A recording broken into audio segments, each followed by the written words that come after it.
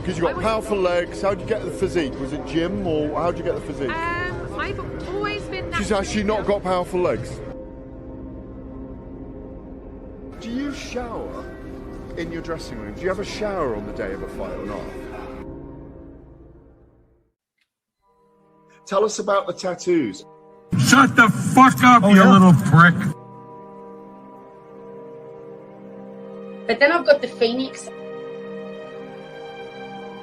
Hey, prick. So I'll take it from Bob every day of the week. Absolute disgrace. I'm sure no one will mind. Move him out of here, Terence. Ricky Hatton didn't go over for his fighter because he risked getting abducted and sold into sexual I never said that. Both have been rape victims.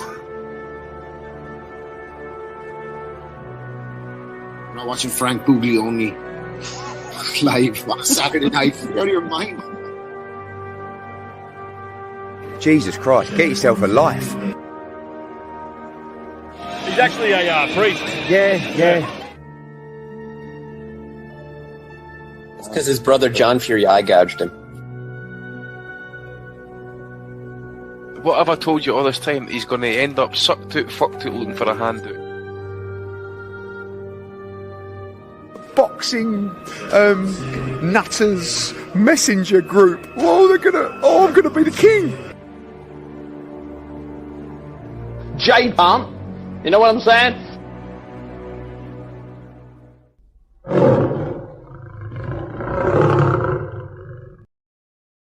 Welcome, folks. Episode number 632 of the Boxing Asylum Nuthouse. We are here with you on Sundays, 8 o'clock in the UK, 1 o'clock Central Time, Mountain Time Zone, where I am.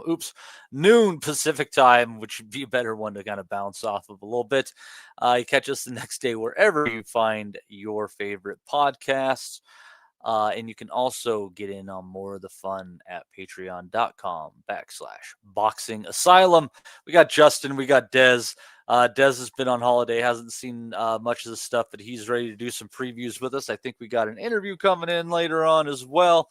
So we're going to have some fun, but let's kick it off. And of course, we're going to be previewing Canelo versus Crawford coming up in less than 1 week officially. But we're going to kick it off with the first title defense of Eduardo Sugar Nunez taking on Christopher Diaz in Sinaloa, Mexico, and putting him down 2 times in the 7th. And what I kind of thought would have ended up being the difference in the fight had it gone the distance, which it did. But the judges saw differently. They thought that Nunez dominated. I was a little shocked by that, but it was a very entertaining fight. Again, I thought it could have gone 6 rounds to 6. Obviously, maybe some questions about Nunez's power with 2 back-to-back fights going the distance. 2 guys who had basically gone the distance in every fight in their career. Diaz has only been stopped once prior, and that was many, many years ago, if I recall. So it was, but yeah, it went the distance, a little bit wide, but it was an entertaining fight. Justin, what were your thoughts on this one? It is definitely fun for the fans, at least in Sinaloa, where the cartels are. They sure sound like they know how to party. Yeah. I was a little disappointed in Nunez. I kind of thought he would have a easier time maybe with Diaz than he did. Diaz was tough. Maybe the Nunez power, I think you just mentioned, is not what people think it is, because he landed bombs on Diaz and really couldn't really hurt him. I think the first knockdown was a little soft. I don't think I would have gave that. I think the second one was legit. But looking at the cards, I mean, I really thought that, like you, I thought it was going to be 7-5, 6-6. I thought the knockdown was going to screw him. But come to find out, the knockdown didn't even matter. The way the cards went, those knockdowns, I mean, they didn't really hurt him in the end, because even if he hadn't had those knockdowns, he still would have lost. So, I mean, it was one of those deals that was kind of like, well, whatever. But Nunez is, I don't know how to put it. He hit everything he had. He couldn't hurt him. Diaz, it was kind of weird. It was one of those fights where I didn't think either guy was really going to get knocked out because Diaz is not a huge puncher, and he landed. I mean, Nunez has no defense last night. Diaz landed 40 or 50 clean shots right in his face, and just kept coming. It was a better fight. I'll put it this way: it wasn't a great fight. They were talking about fight of the year and all that. It wasn't no fight of the year type stuff. The last 2 rounds were really good. It was a decent fight. Mm-hmm. And it was better than I thought it was going to be. That's what I guess I was surprised more than I was thinking this was the fight of the year type thing. It was a really good fight, but I was just surprised because I didn't think Diaz had anything left. I didn't think Diaz was going to be able to hang that long, and maybe because we thought a little bit more of Nunez. And I don't know. I'm not sold on it. I kind of like Nunez, but that to me, I was just disappointed. I don't know how you felt. It just kind of was a little. I left wanting more. I left disappointed. I bet on him to get a stoppage in the last 6 rounds, so I was definitely disappointed. I just didn't think Diaz at this point of his career had enough after all the wars he went through. Navarrete knocked him down 3 or 4 times when they fought. Mm-hmm. He'd been through a lot of. I just didn't think he had a lot left, and I thought Nunez being at home in front of all his fans, he was going to come out and just stop him, like you said. The bet. I was thinking the same thing. 7, 8. I was surprised he hung out on the back foot as much as he did, trying to look for something. Exactly. He should just stay in his fucking face. That was weird because he fought completely different than he usually does for most of the fight. And it wasn't like Diaz was putting this great pressure on him and he had to back up. He chose to do that.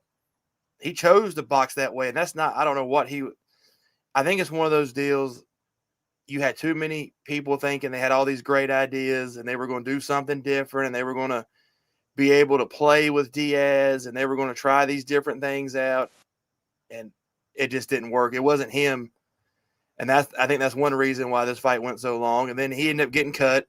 So it ended up being a bad night overall for him. His stock dropped a little bit. He has to deal with the cut now in front of his home fans. He didn't.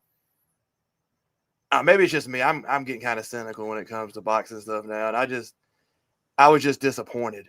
Not maybe in the fight, just him. You thought that there's going to be a little bit more to the performance. I get where you're coming from. I think it might have been a little bit too quick of a turnaround from going and winning his title. I feel like that was 3 months ago, maybe a little bit less. And we like to keep fighters active, but you went over to Japan to do that, and it's just. It was his first, I think his first 12-round contest that went the distance. But we're not discussing either. Sorry to interrupt you, but how did Diaz shouldn't even have got this title shot anyway? Yeah, he lost 2. How do you lose 2 fights in a row? That's another thing that bugged me. Well, he had one after he had lost to Henry LeBron, and then he had one comeback fight. Henry LeBron should have gotten the shot. But I'll tell you what, lost 4 or 5, 3 of. I mean, it's crazy numbers, and then he ends up getting it. That's the one thing that boxing is. We've always seen this in boxing. Guys getting title shots they shouldn't, but it's just I can't explain it, but it seems like the last year or so there's so many guys well, you hadn't won in 2 years, cool, you get a title shot, don't worry about it. You've won 1 fight out of your last 5, we're going to give you a title shot. It's there's so many guys now, they're not earning it, and Diaz didn't earn that title shot. He should have never been in there for a title, never. But he was just he was the easy pick. I'm sure Nunez people are well, hell, if they're going to let Diaz fight for the title, that's a perfect homecoming fight, and it did not work out well for him. No, and they talked about Navarrete as a fight potentially, but I want to see Navarrete give Suarez his rematch. I know they probably pay Steph aside or what the fuck ever, but I think Suarez deserves to get his shot. I think Navarrete stops Nunez. You might be right. I don't know. It's tough. Navarrete doesn't have a shit ton left. I didn't necessarily rate Suarez before that. But fight. I don't think Nunez has that kind of just raw power that can.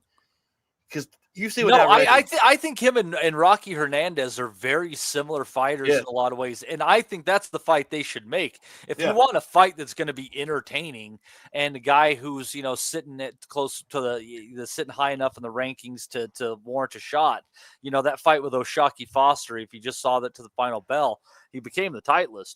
That fight was close before the stoppage. However, he thought the cards should have gone had that final bell rang. But I think Hernandez versus Nunez, that has war written all over it. You want pure entertainment? Give me that first quarter of next year. Let Nunez take the rest of the year off. He needs a break, but give me that fight early next year. Well, I think that's a fucking banger. Well, that's what equals a good fight. You've got both guys are not like lights out punchers. We've seen it. Nunez, he's starting to show that he's not like, I'm going to hit you with one shot. They're pressure guys that throw combos, they're hard punchers. They're not huge punchers, but they're hard punchers. Like I kind of cast William Zepeda into that same that's what kind of exactly group. what he's a thumper. It's like they wear you out. They don't. And so then if you take Nunez and Rocky, two guys that are not going to go down, they're going to take shots. They're going to throw 1,000 punches each. It cannot be a great fight. It's one of those deals. It has to be a good fight because there's no way their styles won't mesh to make it a good fight. That's just who they are. You could fight them 100 times. They would be great 100 fights just because Israel Vasquez, all those, remember his drill, his wars, there's certain styles are just going to click. And I think those would click. Yeah, and one of them will try to box, and it'll last like 2 or 3 rounds, and the fucking war will be on. Like it's just that's better. Like Navarrete and Suarez need to get back in there. Give us that, and then at that point in time, if you want to put the winner against Navarrete, well, whatever, okay, fine. But that needs to be settled, and because Suarez got a bit of a raw deal on that one, and I know everything's in flux with Top Rank right now, but somebody needs to try to put that fight together. I mean, because it's been mandated, it should be simple as shit to ultimately put on a card, but it's here we sit waiting. So anyhow, that's just a little bit of side 130 news there, but yeah, so we'll see where that goes. Diaz, I mean, decent enough trial horse there at 130 pounds, but is he someone that should necessarily have a title? I don't know about that, or get a title shot. I don't know about that, but he did give a very good account of himself. All of that said, he's still a very sturdy fighter. So if he can find one more payday, go for it. But he's had a good run of it. But yeah, also on that card, this one was a bit of a shock here because it was Adrian Curial. I got him and Raul confused. These guys are the little ones. Was supposed to be in there against Pedro Guavara, but unfortunately he pulled out with 24 hours notice, and in walks Alexis Molina. And it was 13-1-1 going in there, and they end up going to a draw. And a fair number of people thought Molina actually won that fight.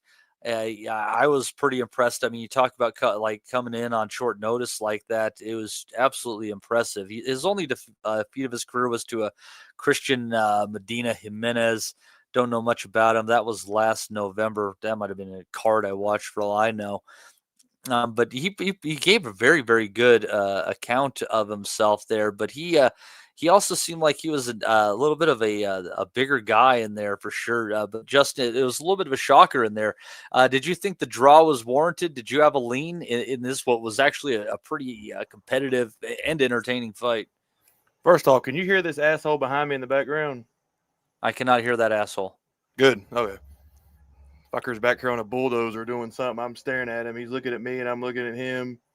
If you can't hear him, I'm cool. Anyway, but yeah, same guy that was shooting the gun off that time. He's staring right at me. We're eyeballing each other right now. Oh, cool. So I thought Molina won. Guavara is washed.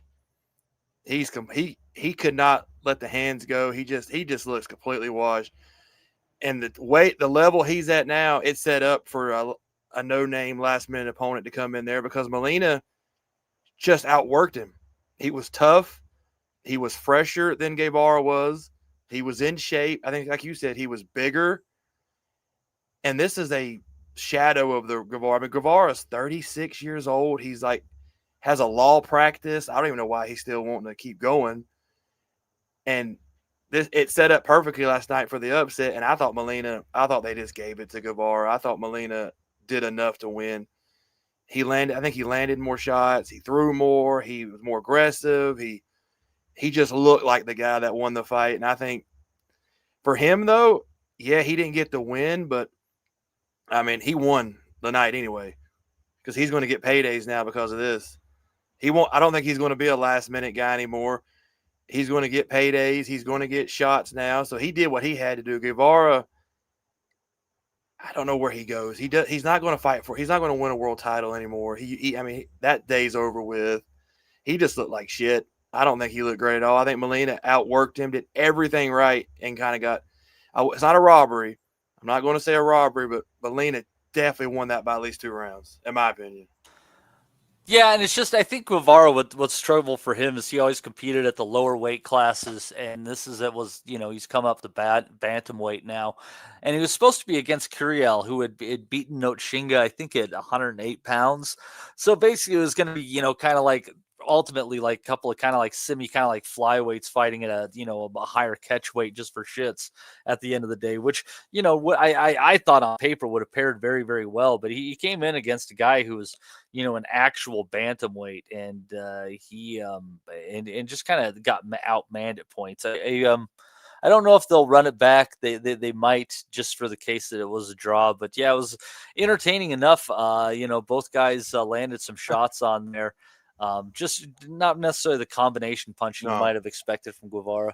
Well, the funny thing is that Guavara got screwed all around. He didn't get the opponent he trained for, like you said, the weight difference, and the guy is from like 2 miles up the road. It's fucking rough. So he had every single thing against him last night. I mean, the guy had hundreds of people there for him because I'm pretty sure they said he lives like right there, like right near the arena. His opponent came in on 24 hours notice. He walked here with his abuela. Yeah, so he must have like been in the crowd, like, hey, I think that guy fights and he lives up the road. It's like one of those deals. It was like it all worked out for him. So I'll watch Molina. I don't have no desire to see Guevara again, but I will watch Molina fight again. Yeah, it's tough to say how he plays in that division, but there's just so many potential, like, random fun fights with Mexican fighters. Like, that's the weird thing about these cards. Like, they just, there's usually something that delivers on them. And unfortunately, these were the only 2 fights that I actually caught on this one. Was there anything else that you saw in there worth discussing? Oh, God. I remember those. I'm sure I did. I told you, I'm so tired. My memory's gone. I know I watched something else on that card. I think.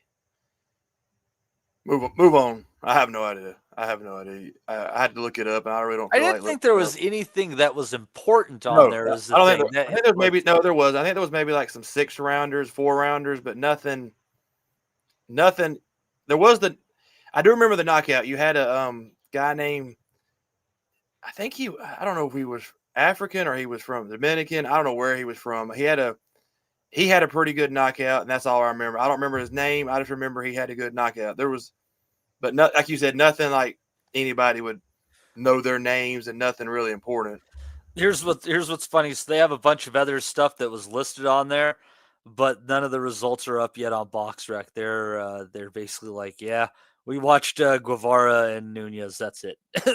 They didn't even none of the results are up on there other than that. So unfortunately, they can't help us anywhere on there at all. So, but let's go in. And firstly, the one fight that you didn't get to see the main event of was on ProBox.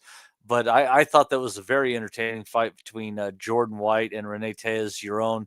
White had his moments, but apparently, with the cards, he would have. I think he would have won had he not lost that last round. I'm gonna have to look that up. It was it was one of those fights. He got dropped. He probably could have gotten called a knockdown in the second round too because he ended up on the bottom rope. But let's see. Yeah, it wasn't quite. It was definitely too close. One judge had it 95-94, 196-93, 197-92 for Giron. And to think that White was potentially in that one with the last couple rounds, kind of a shock, because he probably maybe I'd give him 3 rounds in a pinch. There was the 97-92. I think that might be more in the realm of it, but Giron is just a good fighter. I mean, he lost to Rocky Hernandez, went the distance with him. I think that was a pretty. And lost all 12 rounds. It was weird. They had that fight in Canada of all places. But here he was, the weight class north. Seemed to do a little bit better. He'd also been the distance with Floyd Schofield, and dropped Schofield in the 11th round, actually. So he's a good fighter. One of those guys with some L's, but he can surprise the right guy on the right night. And Jordan White got shocked in his hometown there. But so yeah, I would recommend seeing that. And also a good performance by Suleiman Sagawa, getting a stoppage over Brian Acosta, putting him down, just being quicker to the draw in general, and seeming to have just it's just all around better fighter. He gave Carrington a fair bit of troubles when he fought him. And you can see why. He obviously he's a very, very capable fighter. I might have to go back and see this Mirko Cuello fight, and try to just see if this kid is the goods here, because he UD'd Sagawa quite easily. 16, Argentine guy, 16-0 with 13 knockouts. So yeah, we'll have to keep an eye on him, because beating Sagawa like that, he did it a whole lot better than Mr. Carrington did. But it was a good victory for Sagawa, who's going to keep himself as part of the featherweight landscape. They've already got it. They've already got him scheduled for Halloween of next year for a fight. Maybe that's a mistake on BoxRec, but anyways, that was a solid fight there, Justin. I thought there was definitely some good rounds in there too, because Acosta would kind of stand in there and throw with him. But it just Sagawa just too much firepower at the end of the day. Neither of these guys really seem like knockout punchers from their records at all. But Sagawa definitely landed some stinging shots in there, and he's a capable fighter. Don't let 5 losses fool you. Yeah, I think you summed it up. I don't have a lot to add to that, because it's not a guy that if I was trying to fight for a world title or I was working my way up that I'd want to fight. And those are the kind of guys that ProBox has. They have all these, God, I guess the stupid way to put it is they have all the guys that are hungry is the best way to put it. Because if you're on ProBox, you're either young or nobody's giving you a chance. And you're trying to get back up there. So that's why I like about ProBox. Yeah, Sagawa, I'll watch him again. I mean, I don't even know who does we've talked about this before. I don't even know who does their matchmaking or any of that. But somebody's probably going to take him pretty soon, because he's putting together competitive fights every time, and it's not that hard. And he does a good job. Like I said, I don't know who they work with, but I think Eddie Hearn and I think a lot of people should be getting a hold of them and asking them what they do.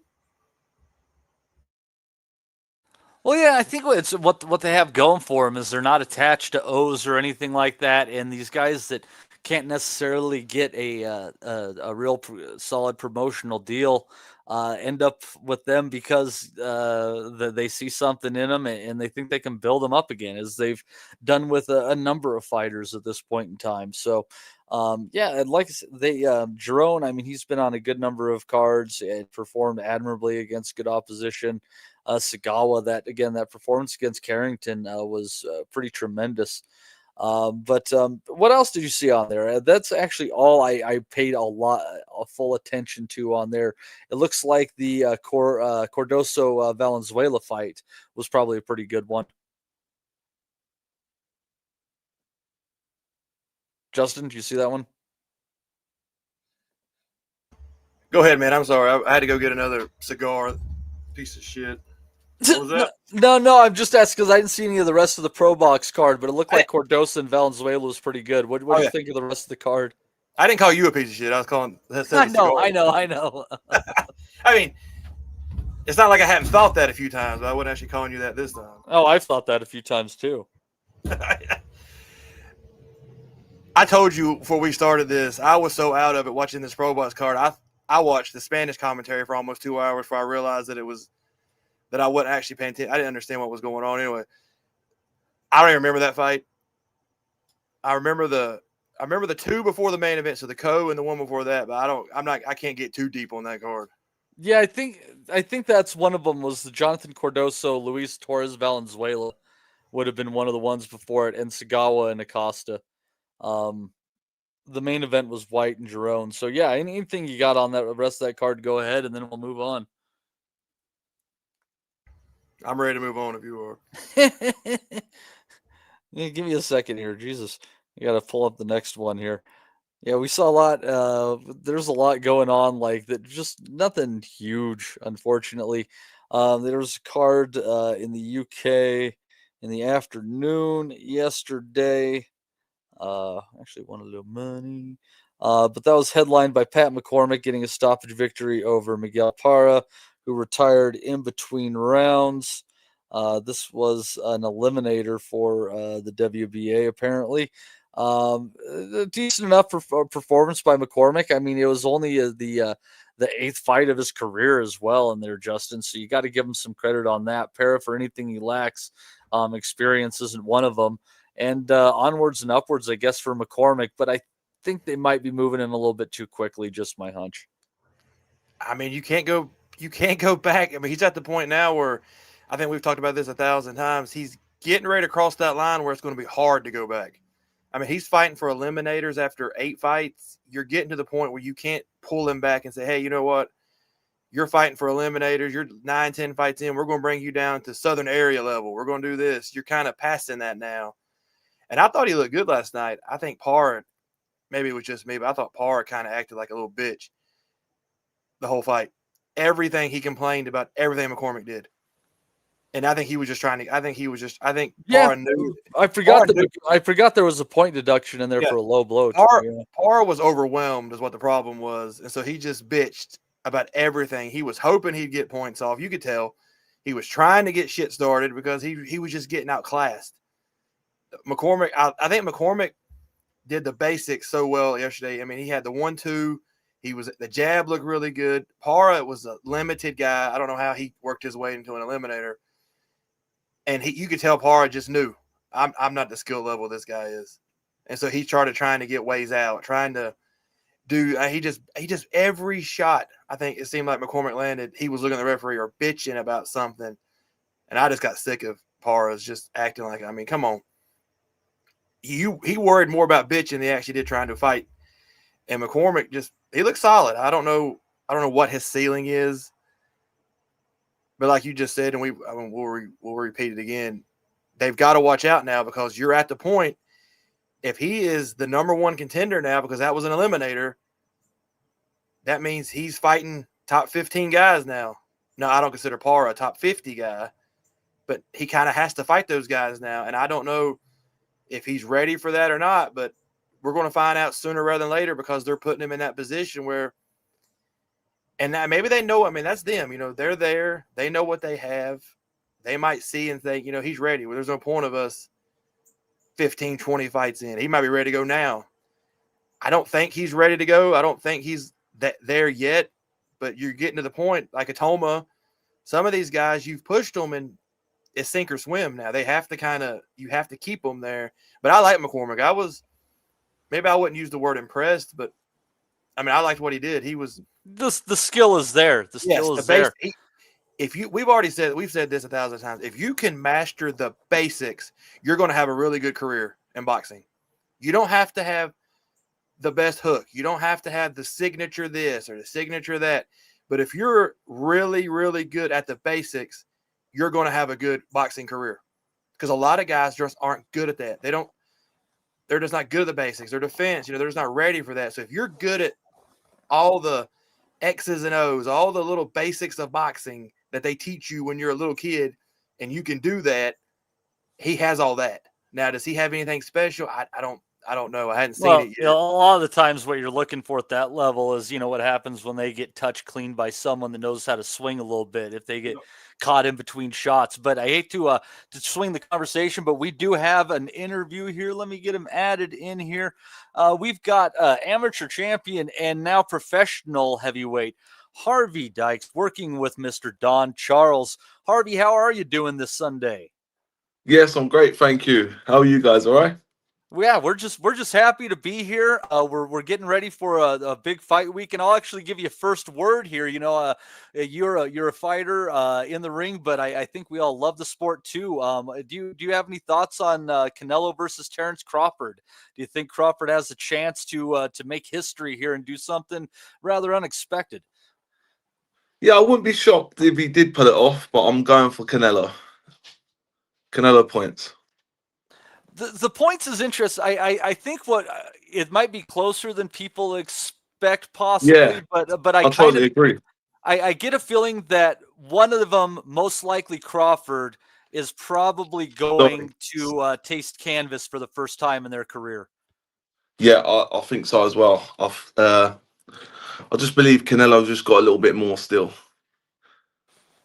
Yeah, we forget he's been around for so long. We forget he's actually the younger fighter. It's pretty incredible. But so you are entering. So you're in the pro ranks, and you're you're shy of 30 still, right?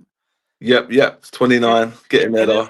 And in the heavyweights, that could be, a lot of heavyweights get going a little bit later. The heavyweight prime seems to be a little bit, later on for guys. And you're getting a chance now, early in your career to work out of the Charles gym. You've had a chance to spar with Dubois, with CBS.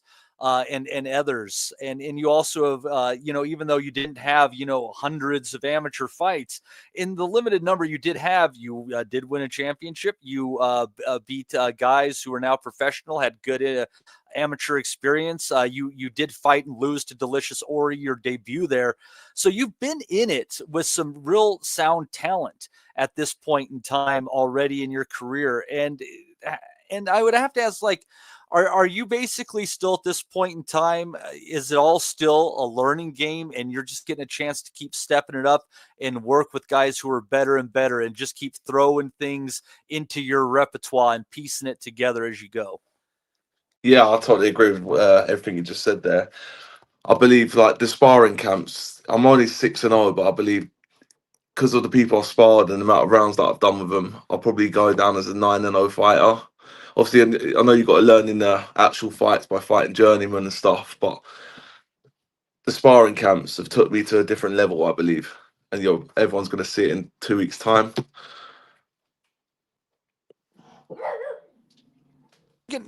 You're getting ready to have another fight here, and I'm on BoxRec. Unfortunately, they don't have it up here against us. I have our chat here with your guy Obi. Let me pull this up. So you're going in with Doran Krasmaro, and I know that he is undefeated at this time as well, and it seems like he's got a bit of a punch to him. What do you know about him? I think is he a Ukrainian background?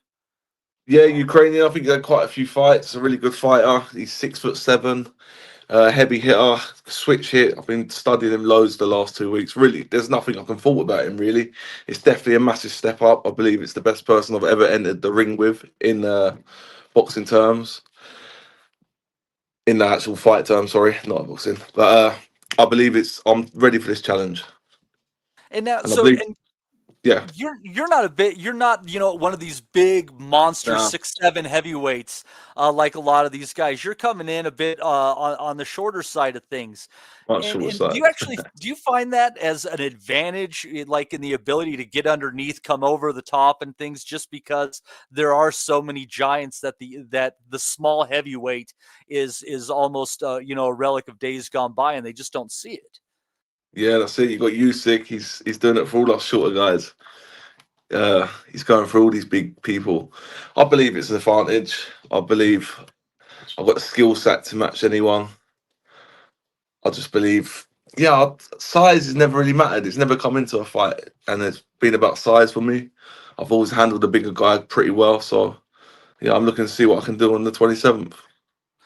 Now, out of everyone you've been in the ring with, either in amateur, professional, or in sparring, who stung you the hardest? Stung me the hardest. Moses Atom was the best I've ever been in the ring with, fighting or sparring. He's better than anyone I've ever shared a ring with. I believe he's going to take over. Everyone already knows that now. But I sparred him when he was first 14, and I was quite shocked with him back then. Really? Yeah, I sparred him when he was 14 years old. He come down to my amateur gym down Wall Street, ABC, and I got the shock of my life. I know everyone says the same stories, but the kid is just out of this world. That's great from a 14-year-old. That's absolutely crazy, 14.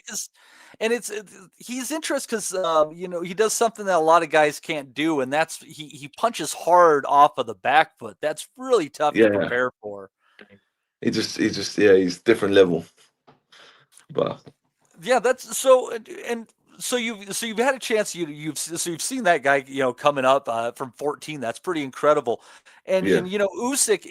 Now, how do you look at that? So you said that Usyk has been a smaller guy in against these giants, but what's funny is when you look at it, he has basically the same dimensions as Muhammad Ali. yeah, So it's crazy.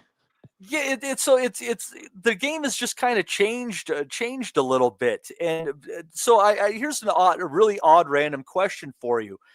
You know, just kind of looking at like ways to go about fights, tooling around with these big guys. Do you remember Evander Holyfield's fight with Nikolai Valuev when he was robbed? Do you know what? I don't. No, If you I've never ever get a seen it. chance, I'm gonna if you watch ever that.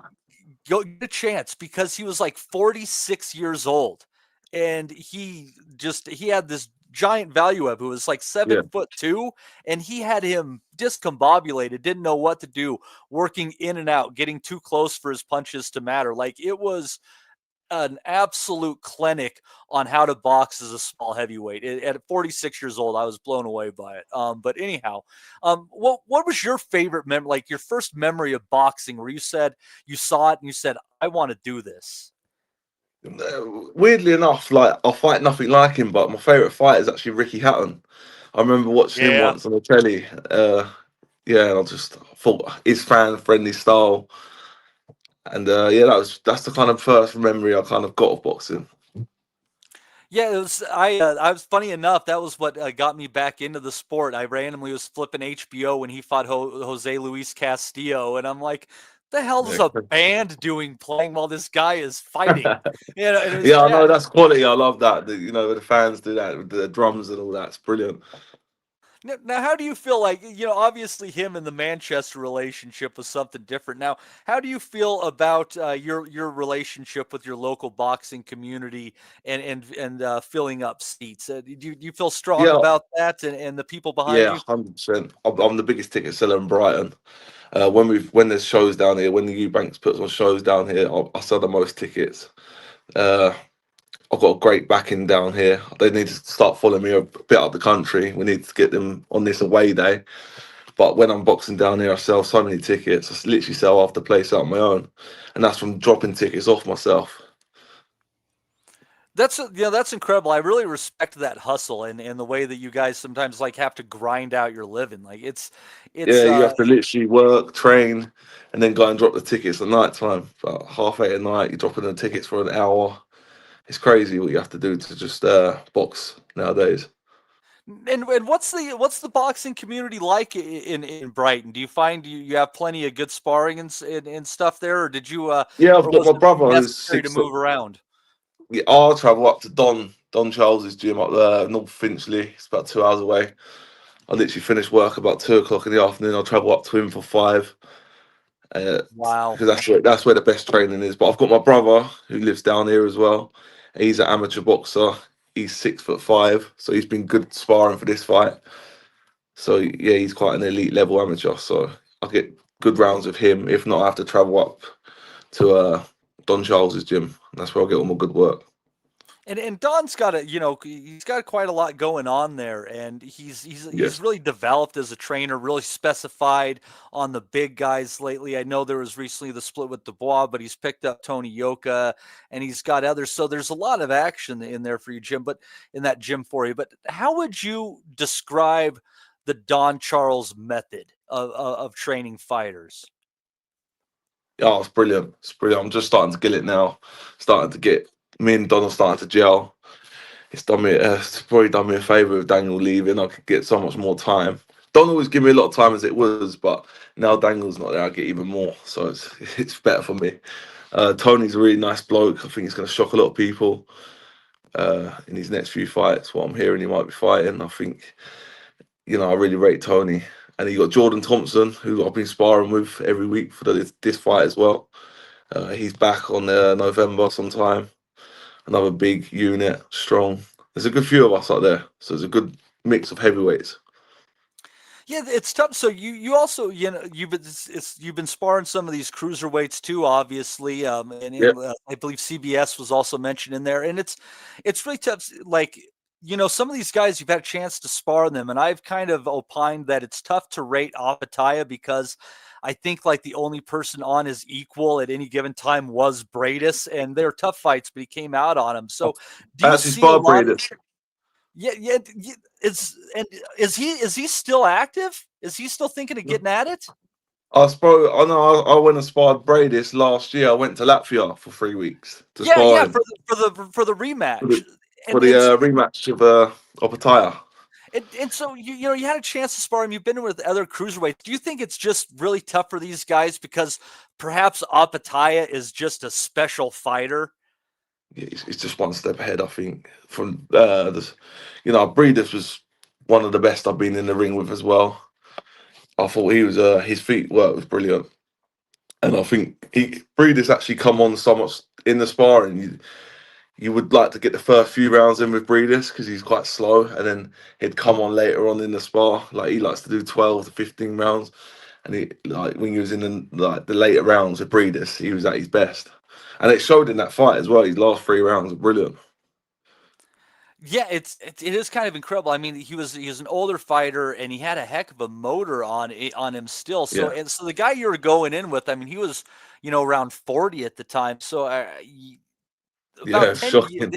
it's not surprising you. So if you kind of look at it, and one of the guys who probably gave him the best fight of his career to Usyk was Maris Bradis. Are you shocked at all after sharing the ring that he was the guy, or after sharing the ring with an older Bradis? Or are you like, I get it, I know why he gave this absolute great total fits? Yeah, 100%. No, I get it. Definitely. I believe, Bradis, I was quite surprised with him, to be honest. I knew he was obviously good and what he's won in that, but I thought he's older now. I thought he might slow down, but yeah, he wasn't bad at all. Really good fighter. Still. Yeah, some of those guys preserve better than others. And Yeah. so, you're looking at building your career now. You got the fight against Krasmaro coming up and that is on the 20th of September at York Hall. Yep. So obviously you're preparing for that, and you don't want to look ahead too far.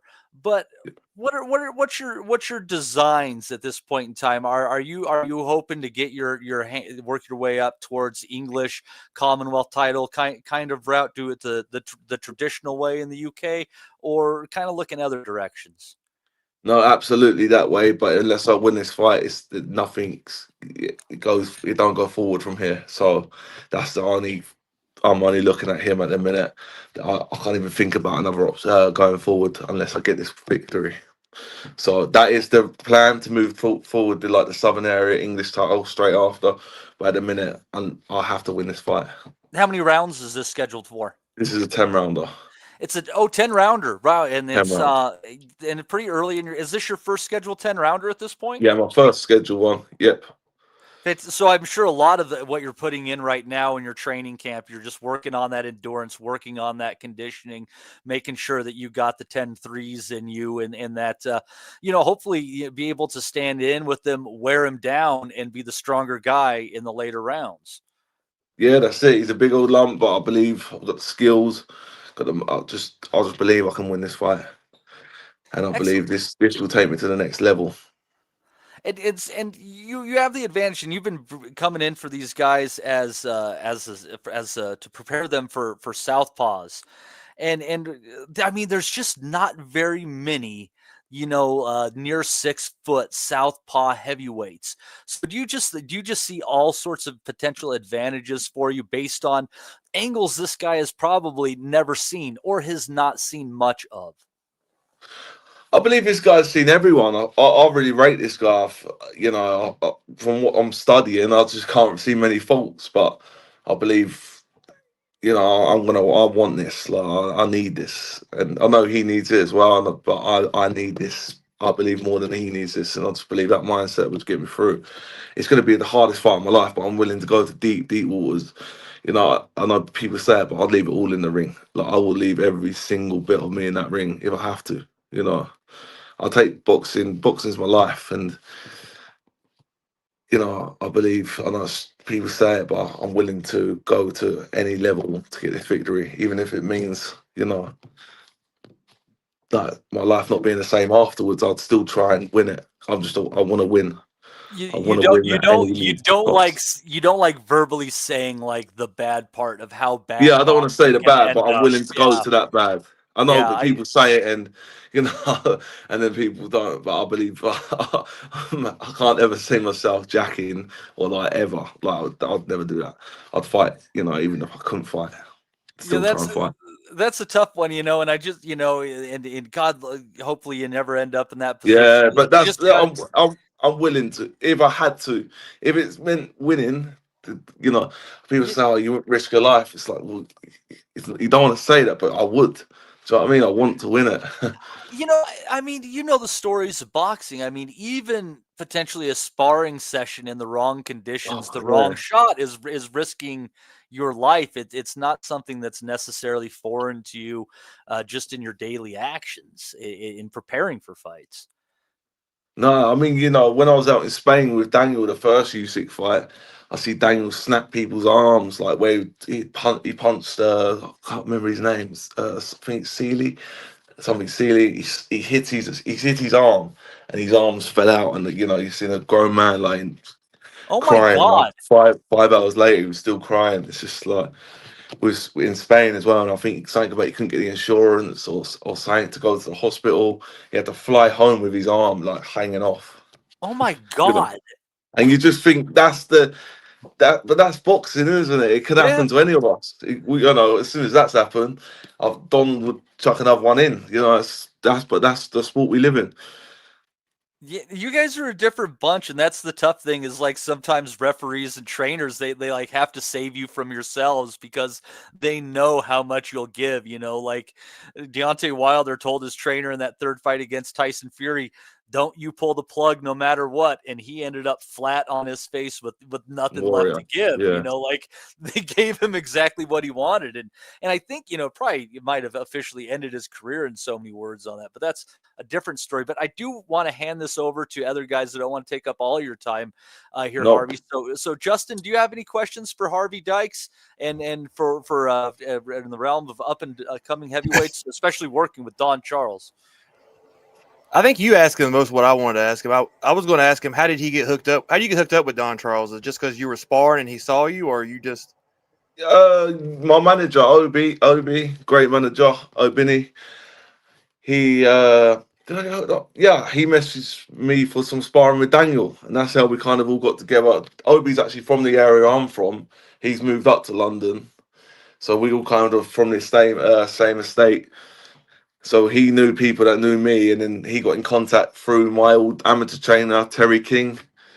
So and then yeah, we got talking through that, and he said come and spar Daniel, and then went and sparred Daniel, and then got hooked up with Don Charles through the sparring. Spain, when we went to Spain, it was kind of a trial period, and then we done the 5 weeks in Spain for the Daniel Usyk first fight, and then yeah, me and Don got together through that. That's the last question for me. I always wondered, you've got people like, hey, you know, you get a sparring mentality and you spar. When do you? I guess the question I asked, when do you think it's time for you to like when you'll stop being a sparring partner? Is that a? Oh no, I'm definitely not a sparring partner. I go in the spars to win. I go in the spars like they're a fight. That's what I was wondering. So yeah. That's I don't the go to any mentality you should spar have. trying to just be a sparring partner. That's And what I was people wondering, say, because, you know, yeah, you hear that all the time. People are like, "Oh, he's got the sparring partner no, mentality," but you're going in to never. beat I've these heard guys. that. That's Yeah. a good attitude, though.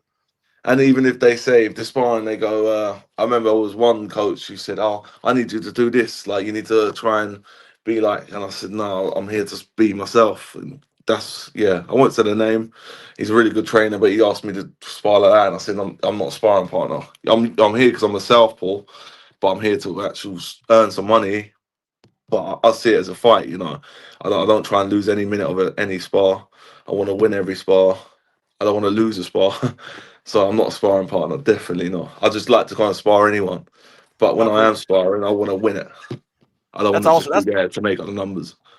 That's the mentality you should have, though. Or A a punch bag. lot of fighters kind of get that attitude of, I'm just going to spar everybody, take the money, but you're going there to actually like beat them to make your own self better, not just make them better. Yeah, no, there's a gym around here, and they got a fighter, and they said, they said to one of my friends, you know, we're rivals, and they said, he's just used as a sparring partner and a punch bag, and I said, definitely not. Every spar I go to, I want to win it. You know, I'm not in there to take unnecessary punishment either. And if I was just taking beatings all the time, I wouldn't be doing this. That's a good call. I wouldn't be doing this. You know, I'm there to win every minute of every spar. I will never go there on the sparring mentality, like just to tuck up or just to help someone out. Obviously, I just want to help myself. Yeah, I'm kind of curious. We have a guy in the group who was opening. I think he opened it up there. He was in the process. Name of Ruben. I don't know if you might know him from somebody who's opened a boxing gym recently, but he was down in that Ruben. Yeah. Bro, I know Ruben. I know Ruben well. No shit. Okay, yeah, he's part of our he's a lovely Patreon guy, group. Ruben. Yeah. Is he on it? Right on. Is he on now? No, he's just part of our Patreon group, that part of our podcast and our messenger group where we all chat. Ruben's a lovely guy. He's a lovely guy. Yeah. We enjoy having him around. He knows his stuff. There's a lot of guys in there. It's shocking, like just how much knowledge that some of these folks have, and just the random people we have who are gym rats and stuff of that nature. That's cool. I just randomly thought of that. He comes to the gym to watch me spar about a year ago, actually, Ruben. I've gotten really well with Ruben. Awesome. And also, we also got Rob Kelly on here with us. Rob, I don't know how long you've been popping in here. I just, if you have a question for Harvey Dykes, we'd love to have it. And we don't want to cut you too short, but we don't want to take up too much of your time either there, Harvey. That's fine. Yeah, no worries, dude. Thanks a million for coming on the pod. I was just wondering, I don't know, we may have covered this question already, but obviously the division that you're in is a very prestigious division, had many great world champions and many great British fighters as well at that weight level. Do you have a favorite cruiserweight? And are you a boxing historian, or is it just something that you're good at and you don't really pay too much attention? I love boxing. Yeah, I watch it daily. You know, it's got it on right now, actually. Just watching the top tier show. My favorite is Jar Opataya. I think he's amazing. Yeah, quality operator. And then just in terms of, I know Don Charles gets spoken about a lot. Obviously, he's been friend of the pod. He's come on the show before. I don't know him personally or anything, but just from watching footage of him speaking in interviews and handling his fighters, he seems like he's one of the last of the dying breed in terms of old school trainers and has a certain set of values and stuff like that. Do you see a lot of like bullshitters in the game these days that are of the younger generation? Like, do you think that boxing is full of spoofers in terms of coaches? And there's a lot of fake promises. Yeah, there's a lot of false promises. A lot of how can I put? I don't want to say like shows and promoters that will promise you things and you're going to be this and that, and then all of a sudden a week later you're nothing to them, or you sell them tickets for their show and then they don't really care what happens. You know, like this is a last minute opponent. You know, there's a lot of bullshit in this game. A lot of promises. So from that relationship with Don Charles, like, does he set expectations for you and limits set expectations on you as to where he sees you going? And is it very much like a kind of a direct conversation that you have with him, as opposed to some of the other kind of, like you just mentioned, some bullshitters in boxing, people that promise you this, sun, moon, and stars? Yeah. I get the feeling from looking at him that he'd be very direct with the fighters he's traded. Is that the case? Yeah, Don said to me, he said, if I didn't see nothing about you or think you can do something, I wouldn't be wasting my time. You know, he's made a good bit of money. He's got fighters that make him a lot of money. I don't make him like anything at the minute. But he said to me, I wouldn't be wasting my time or training you for free if I didn't believe you can go on to do things. And Don, if you're close with Don, if you're in with Don, if you're going to war, Don's going to war with you. Yeah, that's what I've got the whole team like that. Outside. My whole team's the same. You know, if all my people around me, like, I've got trainers in Brighton, Richard Evans and Luke Hewitt, Lewis Card, they're all a team that we're all close. But Don's the captain, runs it. Brilliant. Well, look, best of luck with everything in the future, dude. Thank you for coming on. No worries, dude. Thank you, guys. Really appreciate having me on. Hey, absolutely, Harvey. And so just again, for the people here, you're going to be fighting on It's the September 27th at York Hall against Doran Crossmaro. And all's part of your trek to work up the British heavyweight ranks. And if somebody wants to, and I know this is part of how you make your bread, if somebody wants to purchase tickets for this event, do you have any, and is there a way they can reach out to you in order for you to have some ticket sales that are on your end? Yeah, brilliant. That'd be great if anyone wanted to come up. Just message my Instagram at Harvey Dykes Official, and I'll get the tickets posted to you. Fantastic. Hey, Harvey, I appreciate you. You're working with Don Charles, who I love, and I'm getting to know Obi. What a great guy. You got some good folks around you. Best of luck to you, man. Keep your head on your shoulders. You'll go far. Thank you, guys. I really appreciate it. You got it. You take care, Harvey. Be well. Cheers. Thank you.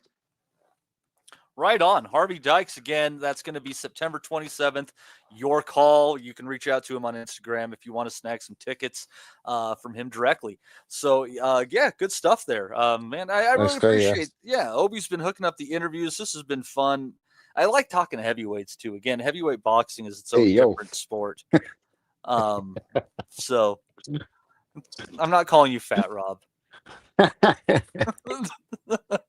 So I'm trying to think like what else did we have on there? We were going through the British card. Oh yeah, I'll tell you the fight I picked up a couple of bucks on the other day was Troy Williamson and Mark Dickinson on that one. I just saw a huge experience gap on that one.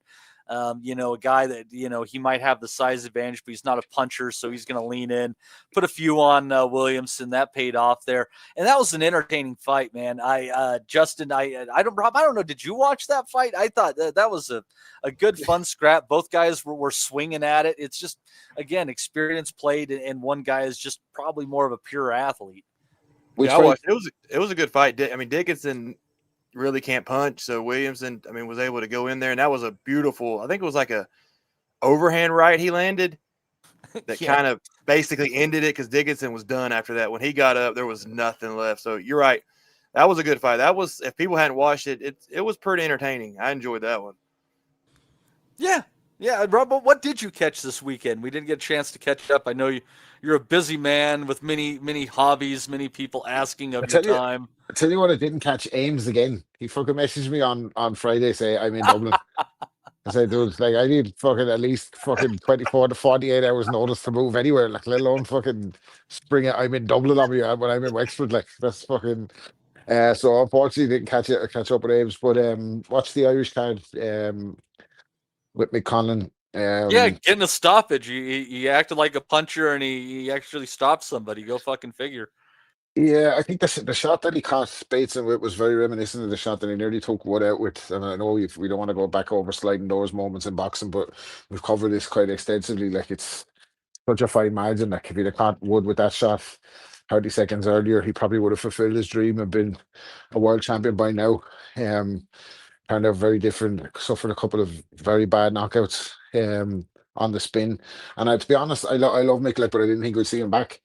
So I think Bateson is a fighter of a certain level that helps him build confidence and get a nice stoppage win. He looked comfortable, he looked slick, he looked strong.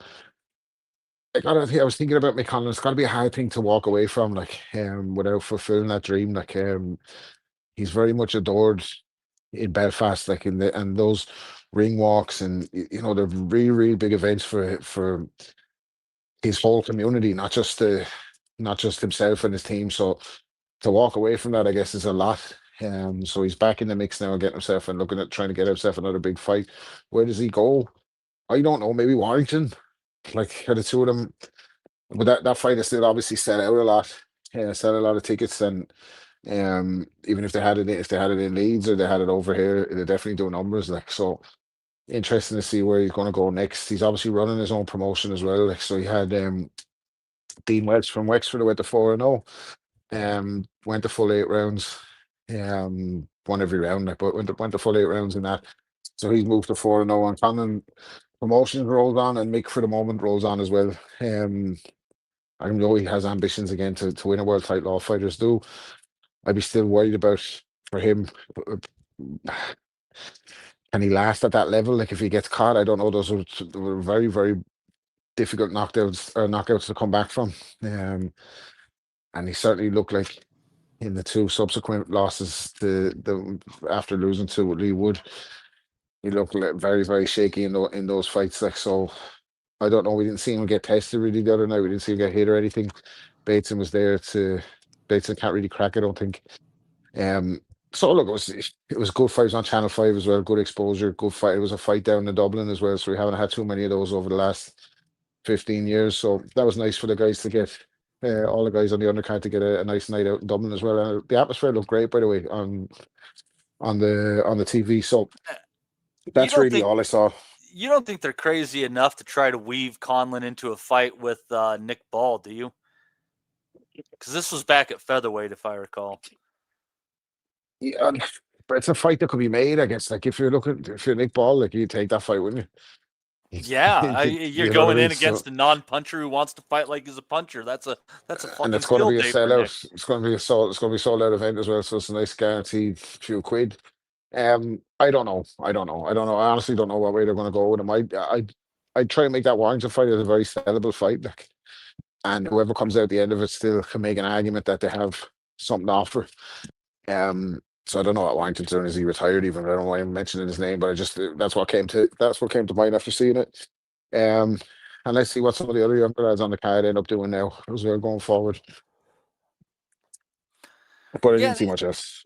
See, that'd be like if Conlan really wants to pursue a world title again. I think he's out of his mind.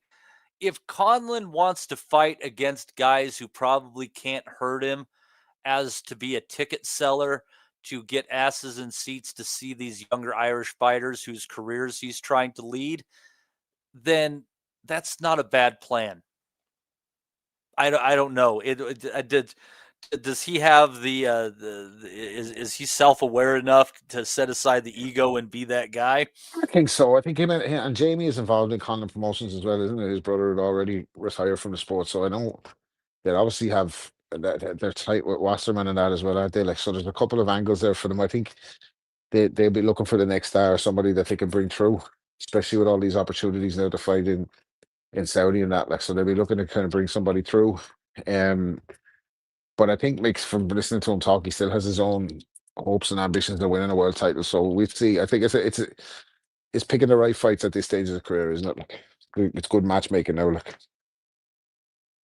yeah, and it's but that's the funny thing about it, and I guess it's not even so much funny because it's a little bit dangerous and a little bit sad. It's like they thought Jordan Gill was a safe bet. Yeah, that's the one that was like extremely alarming for me. I didn't expect. I thought he'd have enough to get past Jordan Gill. I didn't think it was to that extent. I thought was it Vasquez that I can't remember the other Mexican guy that stopped him, but he was a big puncher anyway. Like, I just thought, that could happen, like, potentially. But the Jordan Gill one, I didn't see coming at all. I thought he'd be able to outbox him quite easily.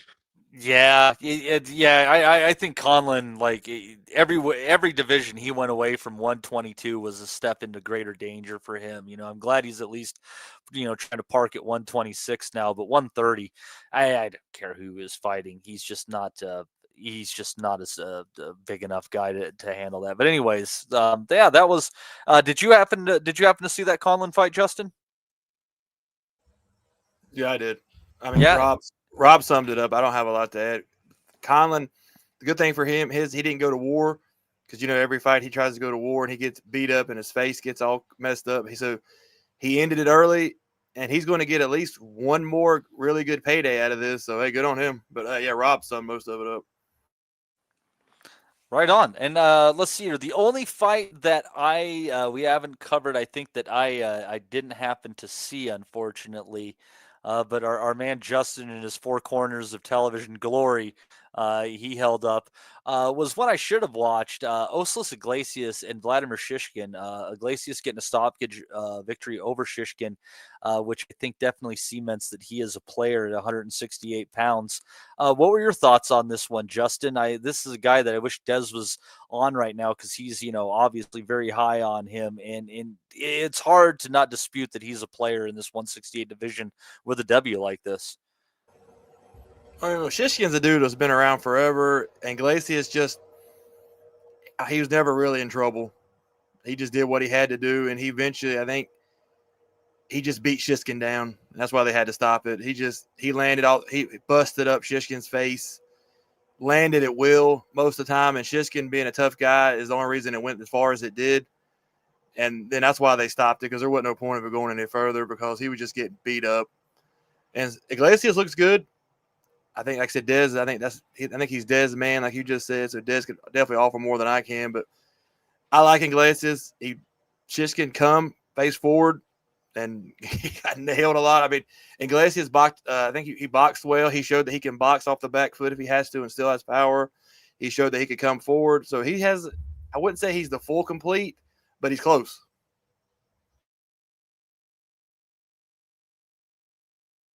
Yeah, and I think he's positioned in a good place right now. And I honestly, I don't want to go into it yet. Obviously, God, was this a good way to weave into it? No, but it's, with this fight with Crawford and Canelo, I think that regardless of who wins, it's a lot of money, and there's a fair chance that after this, the belt's at 168 fracture, and a guy like Glacius could definitely find himself in a position to pick one up, and hopefully.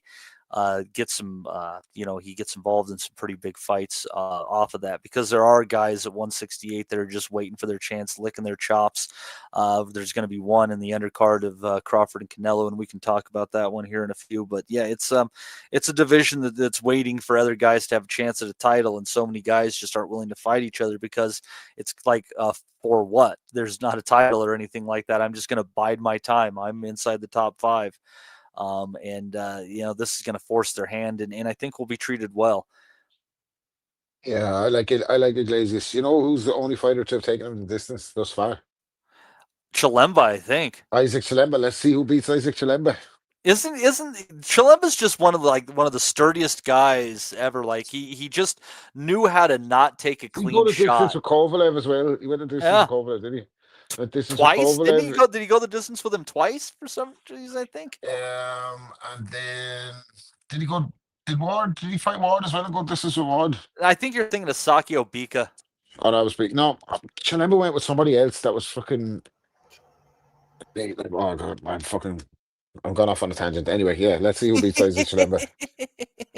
Yeah, Chilemba, I think he's finally retired. And let's see here. I've got Yield Box Rec open. If it's good for anything, it's looking up people whose names I can spell. If you can't spell it, you're fucked. Thank God I can remember how to spell Chilemba. Let's see here. So Chilemba, he's only been stopped twice in his career. He got stopped. He did fight last May, and he was stopped by Alexei Papin, who is 16-1 Russian, it appears, who is a full-fledged cruiserweight. Chilemba came in 184 for that one. Let's see here. Yeah, he went the distance. Oh, he fought Bivol in 2018. Went the distance with Bivol, and the only other guy to stop him was Alexander Vostok. Yeah, it was Bivol, and Vostok was a big puncher too, wasn't he? Mm-hmm. And then obviously he had the 2 fights with Anthony. A draw and a UD lost, yeah. Let's see who beats Isaac Chilemba. 0-1-1 against the great Tony. But so yeah, that was it's the 168 division is really it's just waiting at this point in time for somebody to jump in there, and we'll see.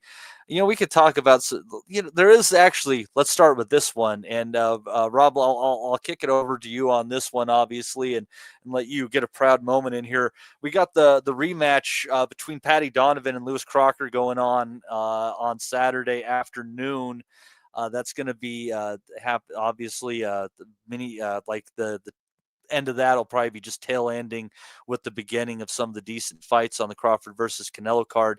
This is a rematch of a fight that Donovan was winning, clearly, and should have probably gotten a stoppage or something, but the ref didn't step in over the crowd noise, punch after the bell, blah, blah, blah. DQ victory for Crocker, immediate rematch ordered.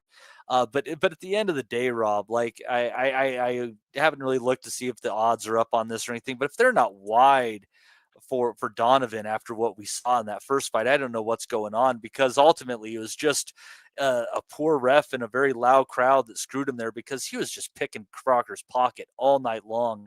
Too sharp, too accurate, too many tools against a rugged but limited guy in Lewis Crocker. Well, actually, that fight played out the first time like I thought it would play out, and I know there's a couple of people split on it.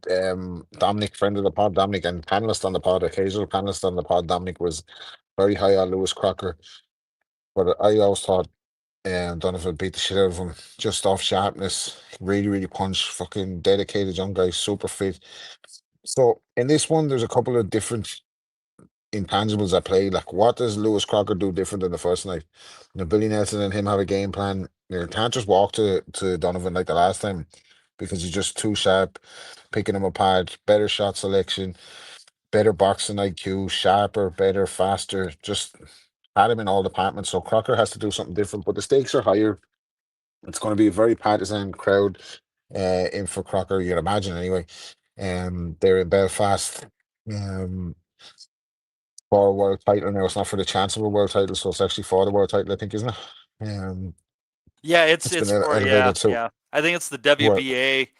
Oh no, it's the IBF. IBF. Yep, So I think it's the stakes are a lot higher now. So there's no pressure on Crocker really, because most people are expecting him to come in and lose, and Donovan to win wider this time. I would have thought when my immediate thoughts on it after seeing it the first time was that if this fight gets made the second time, that Crocker stops him earlier, because he knows he can hurt him now. So it'll just be a case. You mean Donovan stops him earlier? Or Donovan stops him earlier. Stops him earlier because he knows he can hurt him. He was really rattling him down to his boots with some of the shots as well. And it just it depends. Like, does he think it's going to be easy this time? He's going to walk through him. And does he have an adjustment inside? Do they have an adjustment that they can make if Crocker does something different? So if Crocker comes out and maybe try to keep it, maybe try to box him, maybe tries to roughhouse him inside. I don't know what they would do differently, but I know that at mid distance he was getting cut apart. So I think Donovan will stop him. Yeah, I think it'll be a referee stoppage this time. Might be cuts, might be mercy stoppage, but I think Donovan will beat him down. Like, I think he's just too determined. Eyes on the prize. I think he's a really good fighter. I think he's a really good kid. He's got too much variance with that backhand. He's just really tricky with it. Yeah, and he's kind of as he's moved up the levels, he's done it. You know, a good prospect is supposed to do it. Like against Ritson and these guys, like he's dealt with him like he should deal with him if he is the real deal, like his nickname says. And I thought in the Crocker fight, apart from punching him after the bell, up to that he was punch perfect. Apparently lives the life. Very good trainer as well. But it's a big occasion, and anything can happen in a big occasion. There's fine margins. There could be cuts over the eyes. There could be low blows. There could be anything. Something could go off in the crowd. Know what the fuck is going to happen on that night. But saying everything plays out as you'd expect, I think Donovan beats him up. I say it stops him. All right, yeah, I'll be kind of looking at that myself, seeing what numbers are given on that one. How stupid could they be? I don't know. Des, is there something we're missing? I thought we kind of saw it all in the first fight, and I guess really at the end of the day, like if Crocker really wants it, he's going to have to throw with Donovan and just try to catch him on the end of something. Yeah, thanks for having me on, mate. I'm sorry I'm late. I've been running around all night. No, you're fine. You know, I'm not going to hate you for having a life. No, I was really high on Crocker at one point, and as he was coming up, he looked like the ultimate alpha puncher, boxer who really fancied himself, and he was a little bit nasty.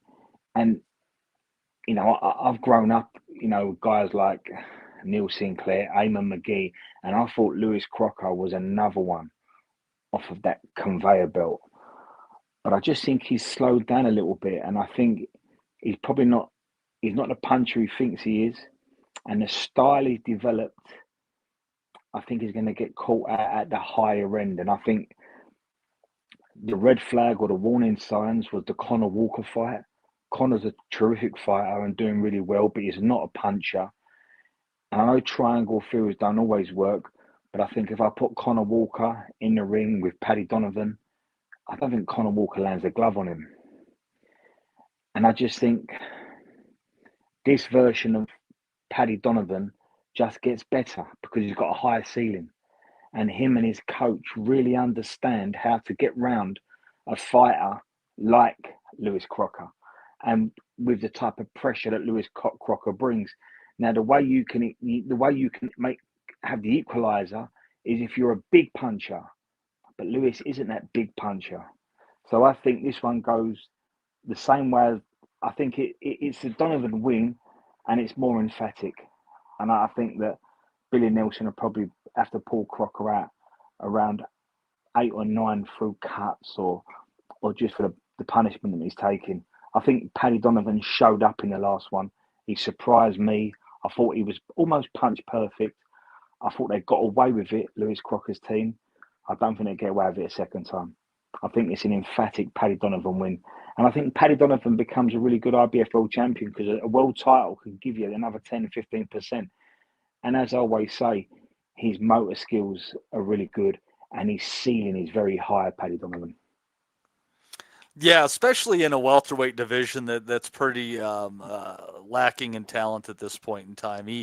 I'm not necessarily saying that he beats these guys that are kind of positioned to take control of it, but I do think that there's potential that Donovan plays with a Haney who is coming up to fight a Brian Norman Jr. He could play with those guys. Honestly, we'll see, but he's in that conversation though. He's in that conversation, and like when you've got a kid like Paddy Donovan with his skill set, an experienced coach like Andy Lee, who's working with world-class operators across all the divisions, who's been around the world himself.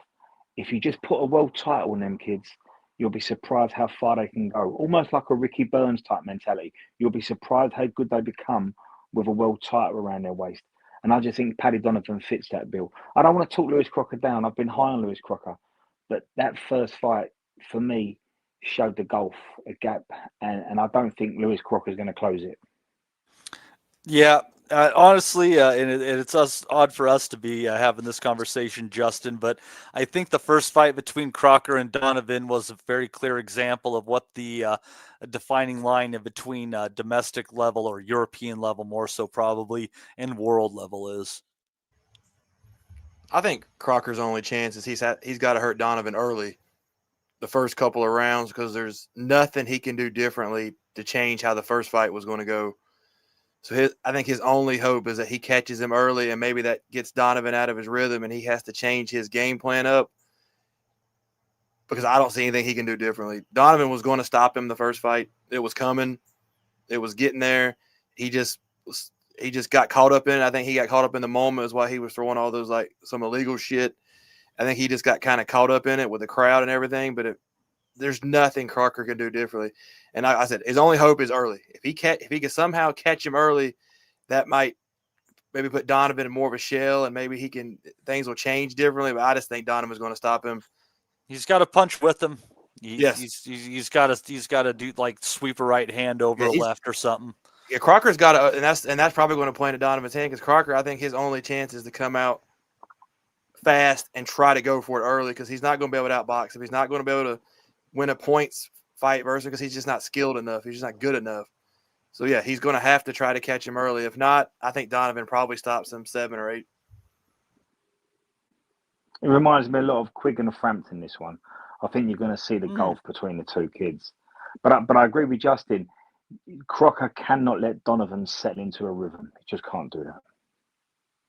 Yeah, the ref's going to be important in this one as well, because there's a lot of, you don't want that fight boiling over into controversy up there. Again, you just do not want that. Like, so the ref's going to have I think played a part in how the fight panned out the last time. He had a poor performance. I think he didn't get hold of the fight early enough. I don't think he needed to be docking points if he was just more authoritative. So the ref's going to have a strong night, but yeah, we don't know. Like, has Crocker shown anything that he could adjust so far in his career? He hasn't had moments where he's had to. When he was under the lights the last time was the time we need to see something different from him. And say that the decision hadn't been that they ordered the immediate rematch, he would have been fighting Jerome Ennis next. And I think you talk about gulfs. I don't know. I'm not saying Paddy Donovan beats Jerome Ennis, but I'm saying that's not a he has Gulf. much. That's the Atlantic Ocean. Yeah, that it would have been a very bad night for him. So with that said, I think Donovan should do it. But we won't know until the night. There's so many things that could play. It's going to be fever pitching there on the night as well, by the way. That atmosphere is going to be fucking a cauldron. Like. So, and as I said, the stakes are higher now this time it is for a world title. So we'll see on the night. Like, but yeah, I'd expect Paddy Donovan to come through it. Interesting. Yeah. Well, that one's going to be on the afternoon. There's a couple of fights on that undercard that actually don't look too bad, or maybe it was just one. Just one. I like the fight between Ishmael Davis and Kevin Yarko. I know that Davis has lost his last two. Who was that? Yeah, that was against he lost to Bahuchik, and then a majority decision to Josh Kelly. But I still think I don't know. I just get this hunch about Yarko and kind of where his ceiling is at. But I think this one could be competitive. Looking forward to it. And let's see. And also on that, Tyrone McKenna and Dylan Moran going in there again. What was that? McKenna by stoppage, Rob?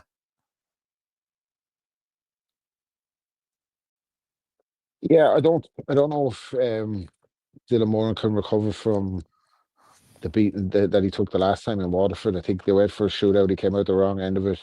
He hasn't had a fight in between. McKenna's had a camp, although he took a bit of a shelling against Eubank, so we don't know. McKenna retired. McKenna's after having more retirements than me off the pod, and he's still here. Like, he's the gift that keeps on giving out. I'm assured that this is his last fight, so maybe he'll be wanting to go out on a high note in front of his home fans. I think that's a tough night for Moore, and tougher. He lost in his own hometown. He has to go to Belfast now. He hasn't had a fight in between, and I don't know. I think we saw if Tyrone McKenna is knocking you out within 2 rounds. Now he did get caught with some hellacious shots and he didn't recover. Tried to fire back. It was a right little scrap, a little war on ProBox there down in Waterford, only down the road for me. But on a much bigger stage, I have to say on that night, Moran looked out of his depth. Again, he's fighting as a pro out of Waterford. He hadn't got the same experience level as McKenna. He was more of a prospect, and that was the review of McKenna as a stepping stone. That's now completely derailed. He has a chance to put it right, but I think McKenna stops him. Yeah, I think McKenna stopped him again. All right, and trying to think. Any thoughts on that undercard there, Des? Before we move on. No, nothing we haven't already covered. I think Ishmael Davis gets beat. I think Ishmael prefers the type of kid that is a medium power puncher with mid-range intensity that makes him a little bit predictable, that can't hurt you. I think Ishmael, like a Troy Williamson, Ishmael Davis is comfortable with that because he can sit in the pocket, go into his shell, and just be very reactive and fire off counter punches. But I think, anyone that offers distance and timing and has got a lot of reactive tricks up their sleeve, I think it catches Ishmael out. Both kids are not punchers, and both kids are relatively inexperienced at top domestic level. So I don't expect Ishmael to come through that. I think that's going to be the potential to be one of the worst fights on the card. Not to run it down or whatever, but I think like Des has alluded to, they both have that style. Ajago, I think, is a guy that if you raise the stakes, then you bring the best out of him. But if he's comfortable, then he just coasts. He has that. He'll get comfortable because Ishmael's reactive himself. So I think Jagbo's going to get very comfortable, and it'd be a stinker. Yeah, it's probably going to be Jacko the decision. I'd say. Well, I like even Jacko, and I think there's more to him. There's more to come from him, but I think he has to feel. I think he came in as a late opponent in his last fight and wasn't favored and got the decision. And that kind of he needs that kind of up against that mentality or something to kind of bring the best out of his performances. Other than that, he just gets very comfortable. He kind of cruises. He's had TV fights before. It was fights where you expect him to have coming out patties, and while he's won comfortably, he just hasn't looked exciting doing it. So I'd fear for this one being a bit of a fucking 12-round move about. But that has the potential to be the worst spectacle of the night. But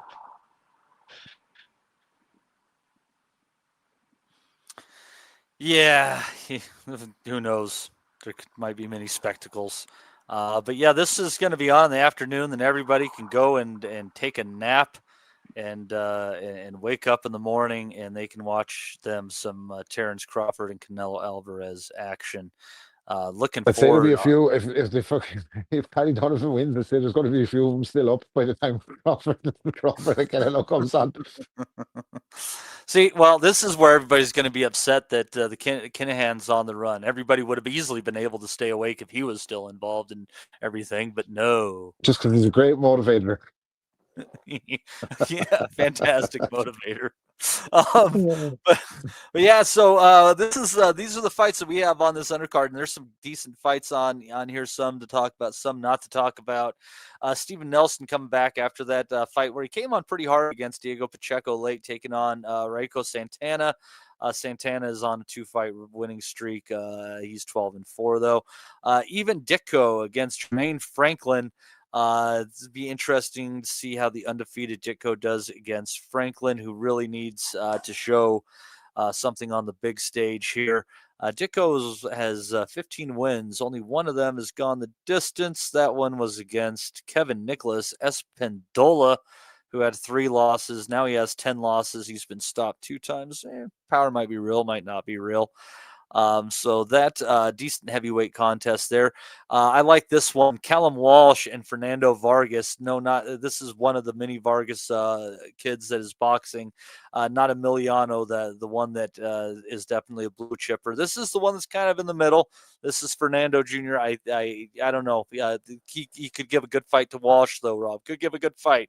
Also, Sergey Bahuchik and Brandon Adams going at it again, I think like 5 years after their first fight that Brandon Adams took Bahuchik's that should be a decent one. And this is a really, really hot super middleweight fight. Christian Mbili against Lester Martinez. Martinez has been in camp with Bud Crawford.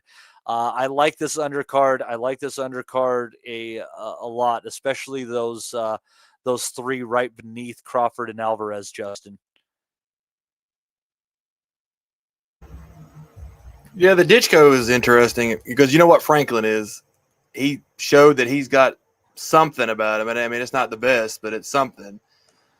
Bahuchuk, he's interesting. It's better than what we get because usually when you get these pay-per-view cards, especially the big ones now recently. This is a pay-per-view. It just comes with your Netflix, Justin. Oh, I don't have I have to get it. I think I still use my.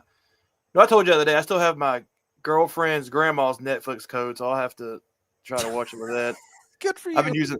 We broke up 4 years ago, and I don't think they ever noticed that I was still using that Netflix code. Yeah, fuck her, man. Yeah, exactly. Yeah, I said. So I still have that code, so I'll watch. I thought it was. I didn't pay attention at all. But usually, when you have a big fight, they just go with the big fight, and they give you kind of shit underneath it. So it's decent. I'm just the main events, of course, is the one that everybody cares about. I'll keep an eye on Ditchko and the Bahuchik fight.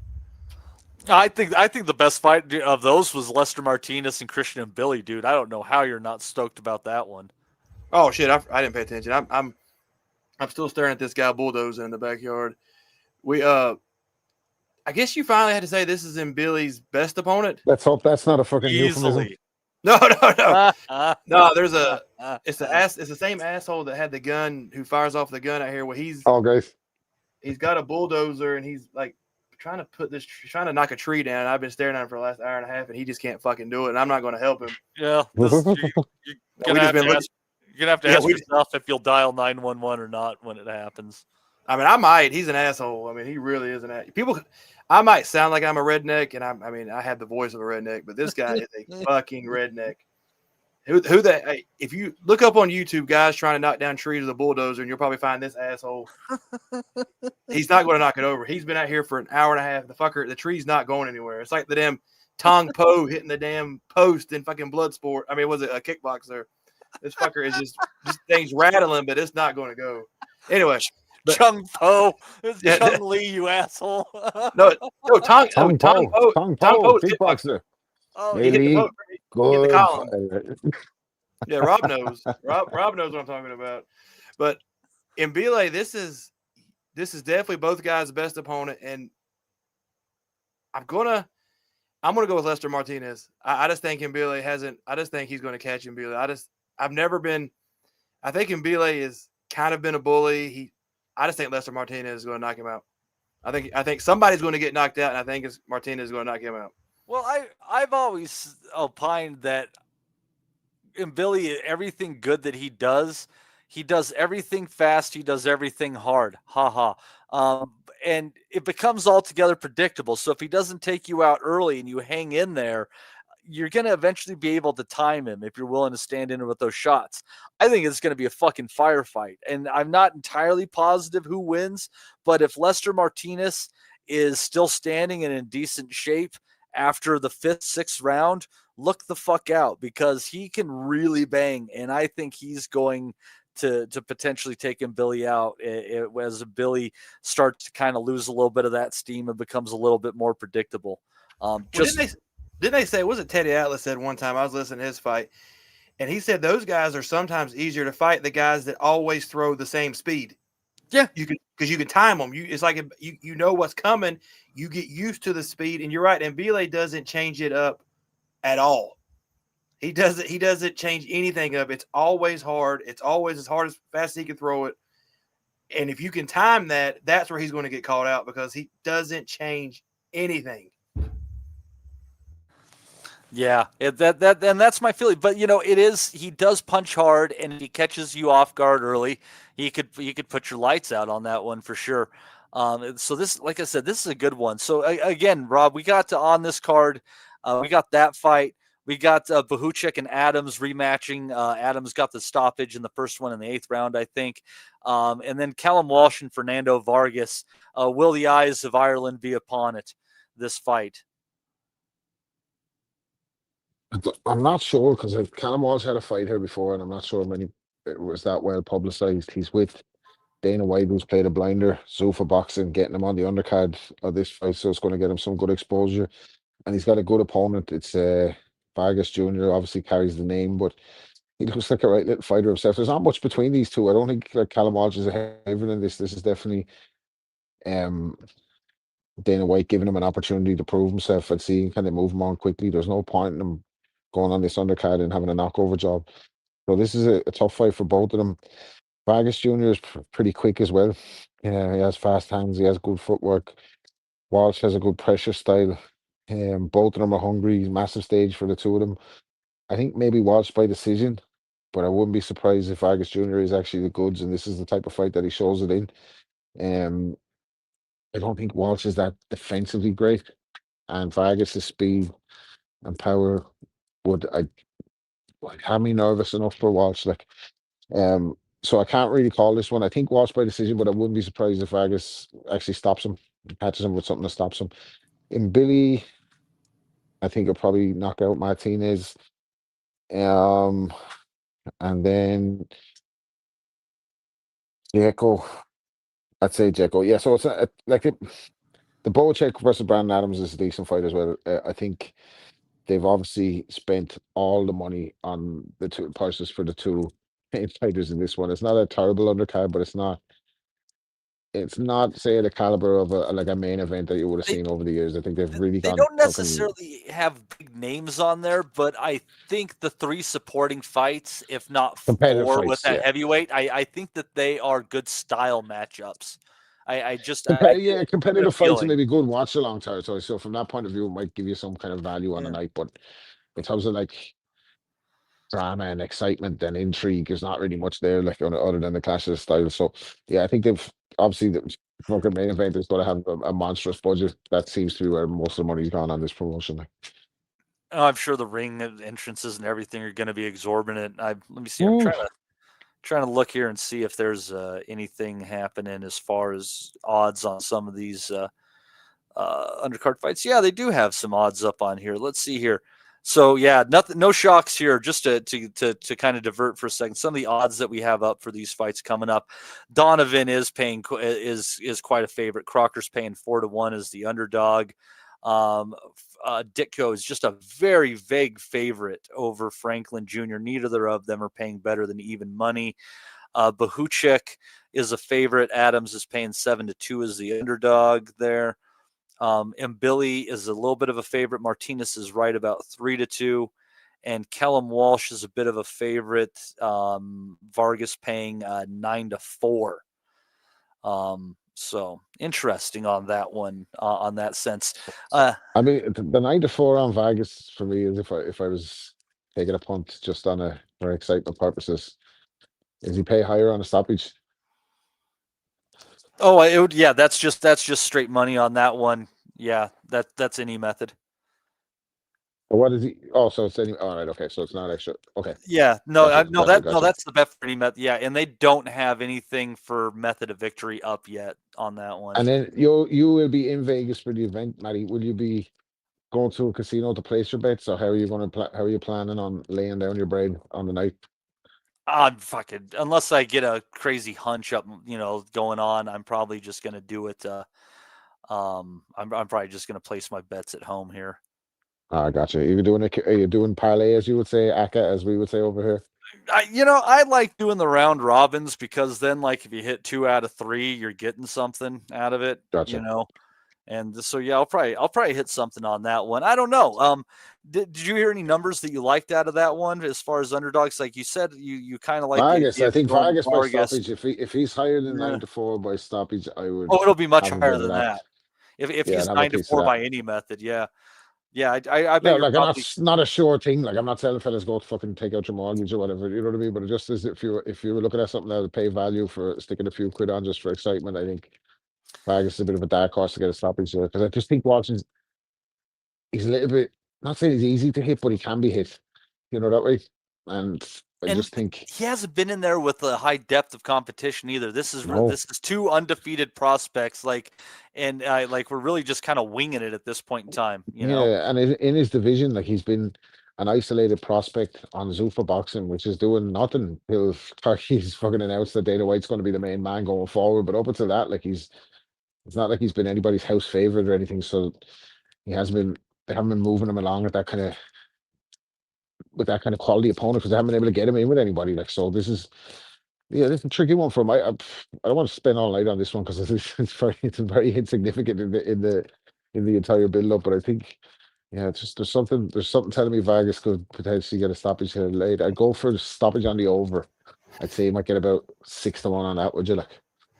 You tell me people don't want a nice hour and a half Walsh breakdown. The only thing I would add is that this is a massive step up for Walsh. If you look at who he's fought and where he's fought, he's been fighting like in upstate New York and these small halls and stuff. It's just really the Hollywood fight nights. Yeah, he's been. It's like he's. It's almost like he's just forgotten because they put him on like Thursday, Friday nights, and nobody shows up. So yeah, this is it's like they're backing him, but they're not really backing him. If that makes any sense. So I wouldn't be surprised if Vargas knocks him out. I wouldn't be surprised if anything that happens. But this is definitely more of a. I think Rob was going through. This is more of a hardcore, like a boxing card than like them trying to bring in the casual type people because these are all the fighters that we know. If you find random people, they're probably going to know half these guys are on the undercard. So that's kind of what I like about it. It's kind of for us. Honestly, the most impressive name on Walsh's resume right now is the recently deceased Carson Jones. And that was 2023. Now, Vargas, let's see here. He has... What a guy, by the way, Carson Jones. What's the piece, Carson Jones, right? He was a fucking character, man. I liked him. Yeah. Now, to be fair, and Vargas has even less on there. Like nobody even necessarily to speak of. I'm just going through and he took out Brad Solomon in 4 rounds. That's the biggest name on his resume that I can look at. Even the opposition in sparring that he's getting though. Like I know Walsh is over there sparring all the time, but like you said, he's been fighting on all these really, really small, low budget shows. Like, and like I said to you, he could walk down a main street in any town in Ireland and nobody recognized him, which is a pity but it's a side issue as to how Irish fighters are not producing domestic stars anymore. Like, as much to be night and day between like him and a Paddy Donovan in terms of who knows who he is and stuff like. So he's gone to America, tried to do it the hard way. But I just think Vargas. Yeah, I think Vargas is gonna upset the apple cart here. Like, yeah, it's Walsh is like Doheny, kind of like I'm from Ireland, but you never fight over there, and you're kind of like forgotten. Yeah. Yeah, Doheny, didn't he move to Australia to like work in like fucking mines or some shit? Or Yeah, same as John Joe Carroll. A lot of Irish fellas go to work in the mines in Australia. A lot of them get banned then for working on the mines as well. They get paid for a lot of money in Australia. I know some fucking local lunatics from Exeter who went to go work in the mines in Australia, and some of them end up banned off the site for excessive drinking and fighting with each other, which is not playing into any stereotypes when it comes to. You know how bad you have to act crazy to get kicked out of a mine worker? Yeah, that's what I'm saying. I only met a guy recently that I know that got kicked out of the mines in Australia. Fucking lunatic. But yeah, a lot of the Irish fighters, Doheny, John Joe Carroll was another one went to Australia. Dara Foley. There's another one as well that was in Australia around the same time. Not my man, not TJ Doheny. What's the other fucking guy's name? Won a world title as well. Oh fuck! See, exactly. This is what weight I'm class? putting an exclamation point on my own argument. Wellington didn't know who he is. He's the same as TJ Doheny, but he's not TJ Doheny. Fuck. I think it was It's the same as TJ Doheny, but not the same as TJ Doheny. What a great explanation there. That'll really separate him out. But anyways, as Rob ponders that wonderful question there, Des, what are you feeling on that undercard there? And believe it or not, I'm not going to go to the main event after this. I decided I saw something else I'll have to do. But again, like I said, about 3 really good fights underneath this that should be at the very least entertaining and are well matched. Are you looking forward to these? Yeah, I think I think Justin was touched on that. It's like a hard cause. It's a boxing fans undercard, and they've spent all the money on the main event, as Rob said, and they're giving us 3 or 4 solid fights that the trade fights, and I think they're quite enjoyable and they offer quite a lot of jeopardy. I think Mobili and Martinez, they're 2 kids that we don't know exactly how good they are, but we're going to find out on Saturday. But one will go forward and one will stay where they are, and I'm not quite sure how good Martinez is under the type of pressure that Billy is going to present. But Martinez carries his power late, and that might catch Mobili out. That's just an interesting one for me. I don't know how it's going to go. I think Brandon Adams is in brilliant form. He's in the best form of his life. I think he won the last one that he never got. I think he beats Burchak, who's a good fighter, but I think he's beaten him before, and I think he'll beat him again. Walsh and Vargas, it's a bit like Billy and Martinez. I just don't know. It's who turns up, how they turn up, and what subtle differences can be implemented to get that kid over the line. I've got a hunch. Walsh just nicks it, but it's a very close one, that. And that's what I mean by they're intriguing. I would, if you think it's going to be close, and go to the cards, I'd lean on Vargas, because this is going to be a heavily Hispanic audience that loves the name Vargas. So if you think there's going to be a good number of close rounds, the crowd might push Vargas over the top on that one, as far as, the way that judging and the goofiness of it all. Well, when I say close, I don't mean it's necessarily there's going to be very close rounds. We can't decide how it goes. I don't think Walsh is going to take liberties with Vargas. I think where they're both kids, I don't think there's a lot between them. So it ain't going to be a fight where one kid runs away with it. I think Vargas will always be in the fight. Same for Walsh. I don't think advantages or liberties will be taken. I just think I've got a hunch that Walsh will get over the line on this one. But you're right. You have to accept that it's going to be a heavily Hispanic crowd. And the name Vargas does carry some weight. I don't know what it is. Maybe it's the Irish bias. I don't know. Maybe it's hometown opinion. I just got a sneaky feeling Walsh gets over the line with that one. I think he's put a lot of work in. He's travelled. He's relocated. This is a big opportunity for him, and I think he might just have enough in the locker. But it's a close one, as is the Mobili and Martinez. Daicho and Franklin. I think Franklin's one of them guys who can't punch, but has got a really good set of motor skills. But I think sometimes you can rely on them motor skills. And up at heavyweight, you need to get kids respect. Daicho can punch. He's going to go looking for Franklin. And the one thing I'd say about Franklin, which goes against him, is I'm not quite sure he knows how to get a fight over the line. I thought he was in the fight with Joshua and he was in the fight with White. They're the two high-profile ones, and I think he just didn't know how to get over the line. And I don't think Daicho's going to let him breathe. So I think Daicho ends up winning a unanimous or stops him late. I think that's about it. And then Matty on the undercard. Yeah, no, I think they'll do it. And I hate to do a little diversion here before we get to the main event, but I'm like, oh yeah, that's on Sunday in the morning, and so this will happen before the next show, and I have to see who will come in and take care of that. Hopefully Steve is around because I'm going to be in Vegas and probably recovering from the night before. But let's see. But we're going to go over to Japan because in the wee hours over here in the U.S. around lunchtime for you guys, how convenient is that? Naoya Inoue is going to be defending his title against Murodjon Akmadaliev, who is basically the last guy standing at 122, except for Nakatani, who just vacated and moved up. And obviously, I think that was to secure the fight with Inowway. But this is it's an interesting fight, because we all go back to remembering that Akmadaliev had this fight, and he screwed it up by shit the bed against Topalis, who went in there and he did what his best against Inouye, and he had his moments, I guess. But yeah, at best, he really got a payday out of this. But I'll tell you what's interesting about this one, I think, Rob, is the fact that the over-under on this one is 9.5 rounds, which is pretty high for an Inouye fight. So, Rob, and this kind of leans into what I'm thinking on this one, and it's paying 3-1 right now. But I'm actually thinking that this could be an Inouye decision. I think that he might break the streak.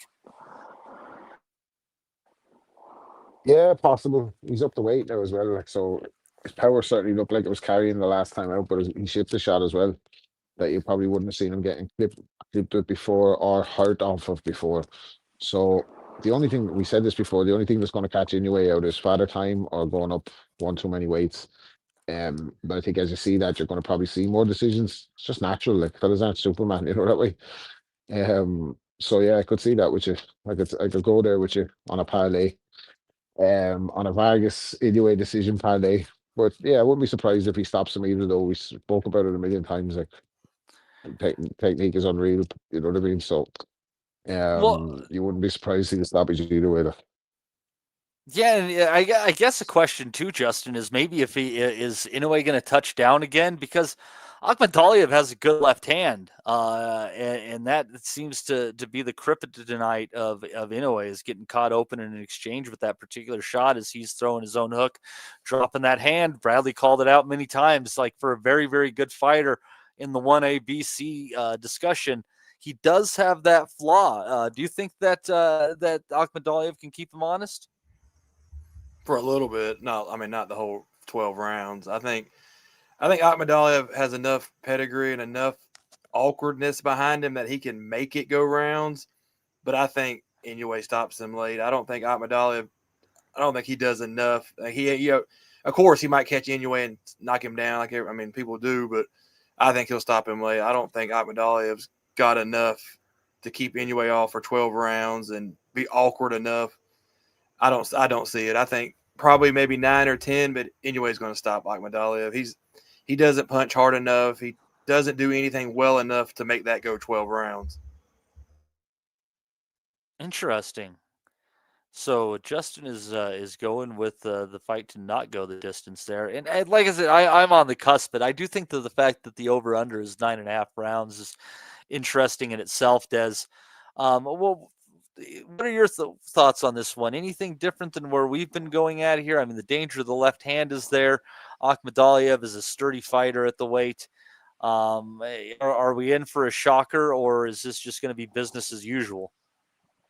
I think it's business as usual, and I think we talk about Inouye like he's just a puncher, but he's a monster, and he's all those things. But what I've noticed in him, he's a really good trap setter. He allows you to get your favourite shot off, and he makes little adjustments.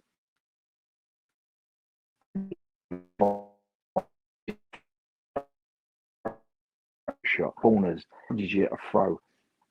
I just think he's going to be Akmadal will be tailor made for Inowway, and I think he can punch, but he's not going to be able to punch hard enough, and I don't think he's going to be able to take Inowway out of his stride to the point where he can overpower Inowway and win rounds, and that's the problem with that when kids fight Inowway. He punches so hard, he sets so many traps, he forces you into doing things you don't really want to do, almost fighting Inowway's fight. You just can't win enough rounds, and then out of nowhere he gets to you. I just think it's an Inowway stoppage for me. Right. So we got two thinking that might go the odds with the Inowway decision, and the other two saying you two are idiots. Who are you talking about here?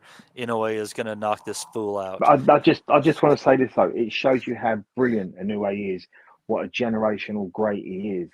That we're just dismissive now. When really good fighters fight him, he's that good, and that comes along very, very rarely.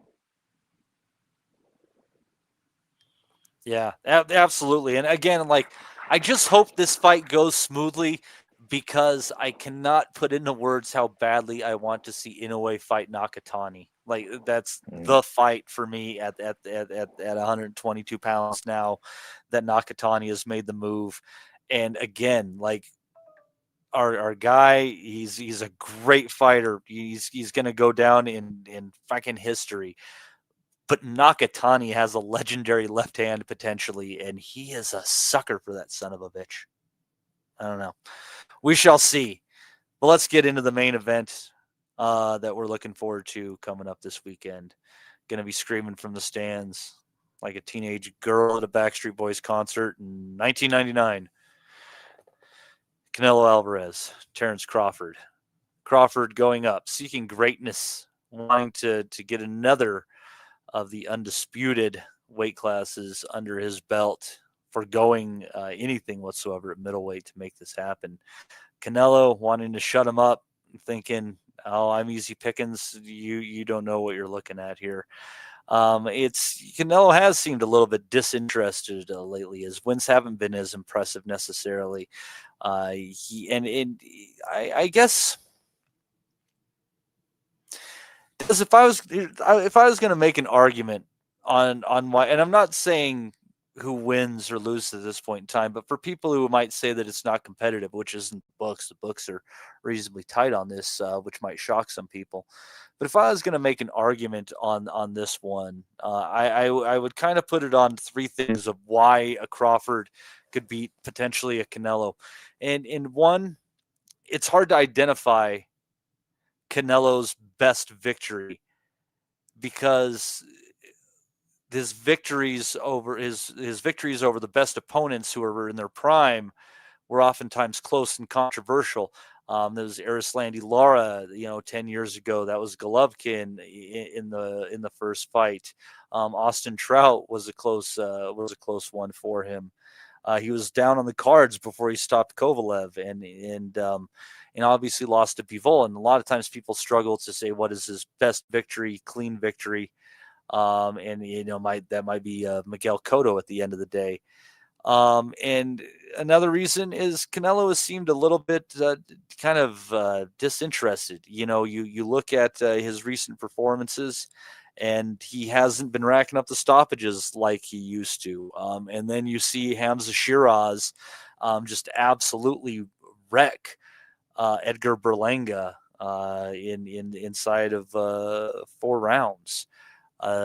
So when you consider those factors, and just the fact of the pedigree of Terence Crawford, it doesn't seem outlandish that he could win. I mean, I'm not saying Crawford is prime right now, but I don't think Canelo is prime either. And I think there's a lot of evidence for that. What are your thoughts? If you had to say one was nearer their best than the other, who might it be? Des.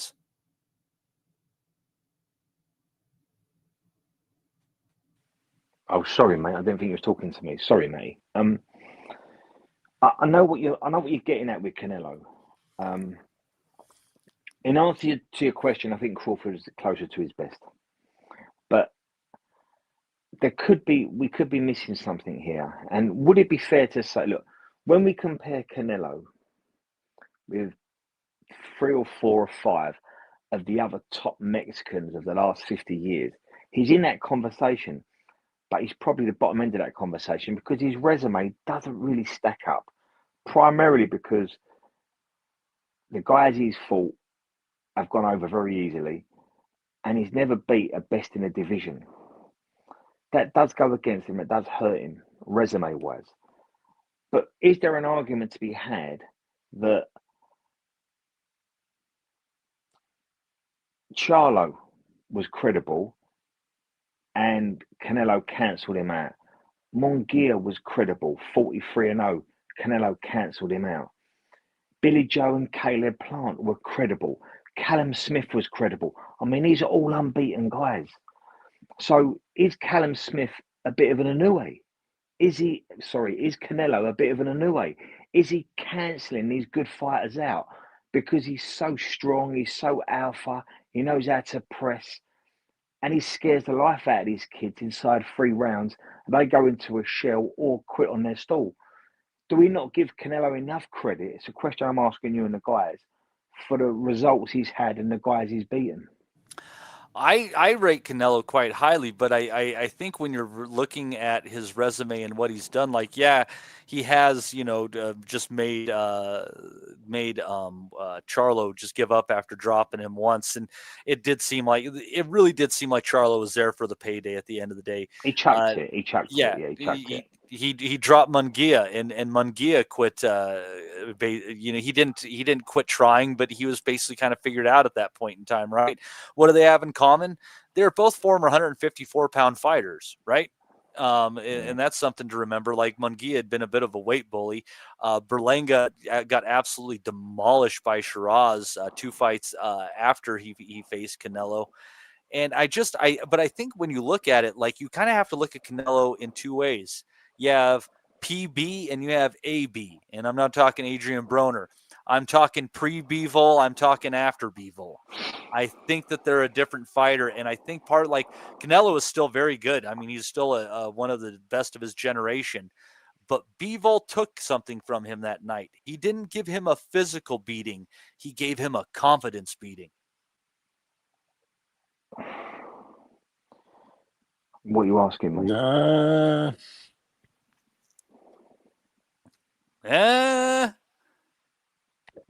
No, I think we have to put a bit of respect on fucking Canelo's name about his resume, by the way.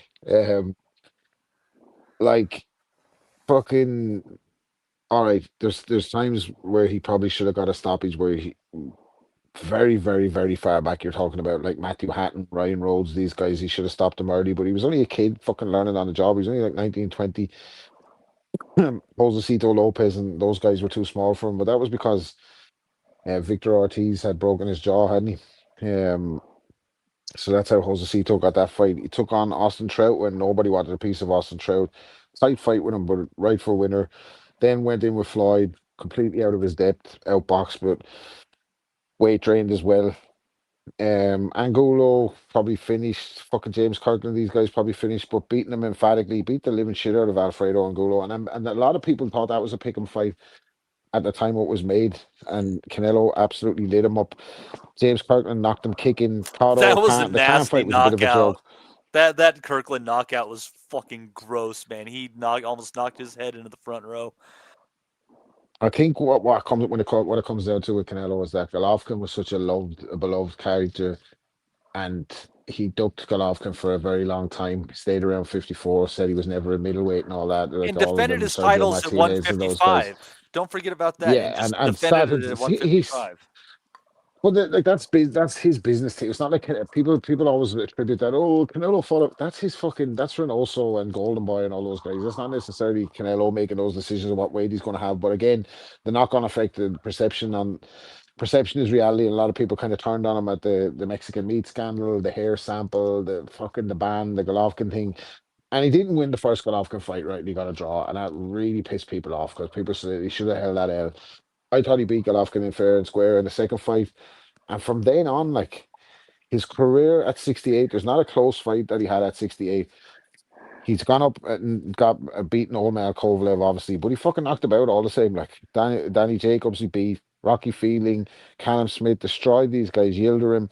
The Billy Joe Saunders and Caleb Plant wins are two very good wins, and are recent They're enough. good Like, wins. Yeah, they're good wins. That was, you know, I will argue, that was the best version of Canelo. Was the guy who fought those dudes back to back. and he's honestly. fighting. He was fighting the best version of Billy Joe, by the way, that night. He was in tremendous shape. He'd never been beaten, and he was giving Canelo a close fight. Like, that was nip and tuck. Billy Joe Saunders was coming on the middle round. He was making a miss, swing for the fucking fences, and he found that shot and ended it with one punch, and then you know they call it off in the corner when Billy Joe's eye swelled up and that, like, and then beat Caleb Plant as well, who was giving people hell. So, and he beat him easily. Like, so he's never had a fucking close fight, I don't think, at 68. That's one thing to take into consideration. I think he deserves respect for that, because the Bivol fight is at fucking 75, and he is a small guy. Like, you know, he's fucking. Oh, he has had a close fight at 68. That skull fight was fucking close. Up And until I that's where I'm getting to.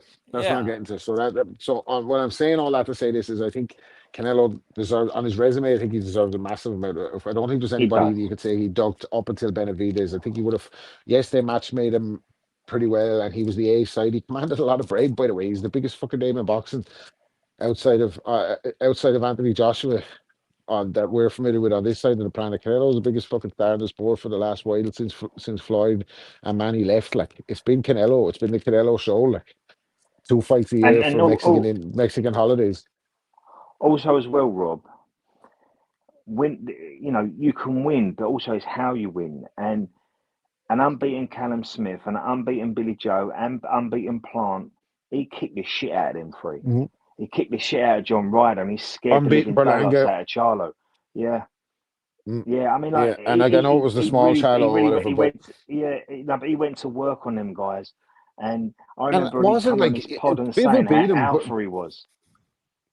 Bivol beat him, but he didn't stop him or anything. He's 175 pound, not known as a massive puncher, by the way. Bivol, a lot of taxes and Bivol by decision, but Rob, let's not forget, Bivol just beaten Beterbiev, who's phenomenal. Exactly. You know what I mean? Like, Bivol's a top man. Don't worry about that. And this is say this is the past prime. I think prime Canelo was the 168 run. I think he had like 4 fights against guys you'd expect him to be: Fielding, Jacobs, Kovalev, Smith. But like, he's active, he's out the whole time. Like, and I think his resume commands a lot of respect. And I think him as a fighter, aside from I think the only thing that sours him is that failed road test. But look, they're fucking all on it. And by the way, Terence Crawford's on the snack program, so that's just using the shit that's not on the list, but it's still using something in it, looking to fucking size him. Like, so, saying all that to say this, I thought in the William Skull fight, who was another undefeated fighter, by the way, that Canelo's taken on, I thought he looked plodding. I thought he looked slow.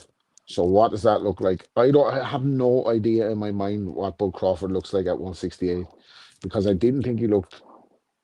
I'm not saying I didn't think he looked good at 54. He was good in that Madrimov fight, and he still won it, I thought. But that was the first time I ever thought that there's some jeopardy here for Crawford. The first time I ever thought that since watching him come up from lightweight. To be fair, Rob, both you and I said that we thought it was going to be a close fight, and it probably went decision. We both predicted that it was going to be there just because of what Madrimov brought to the table. But whatever Crawford... But whatever Crawford brought to the table also held Madrimov to less than 300 punches. I think like that's very worthy of that conversation. I'm with you, but what does that translate to 2 weight classes up?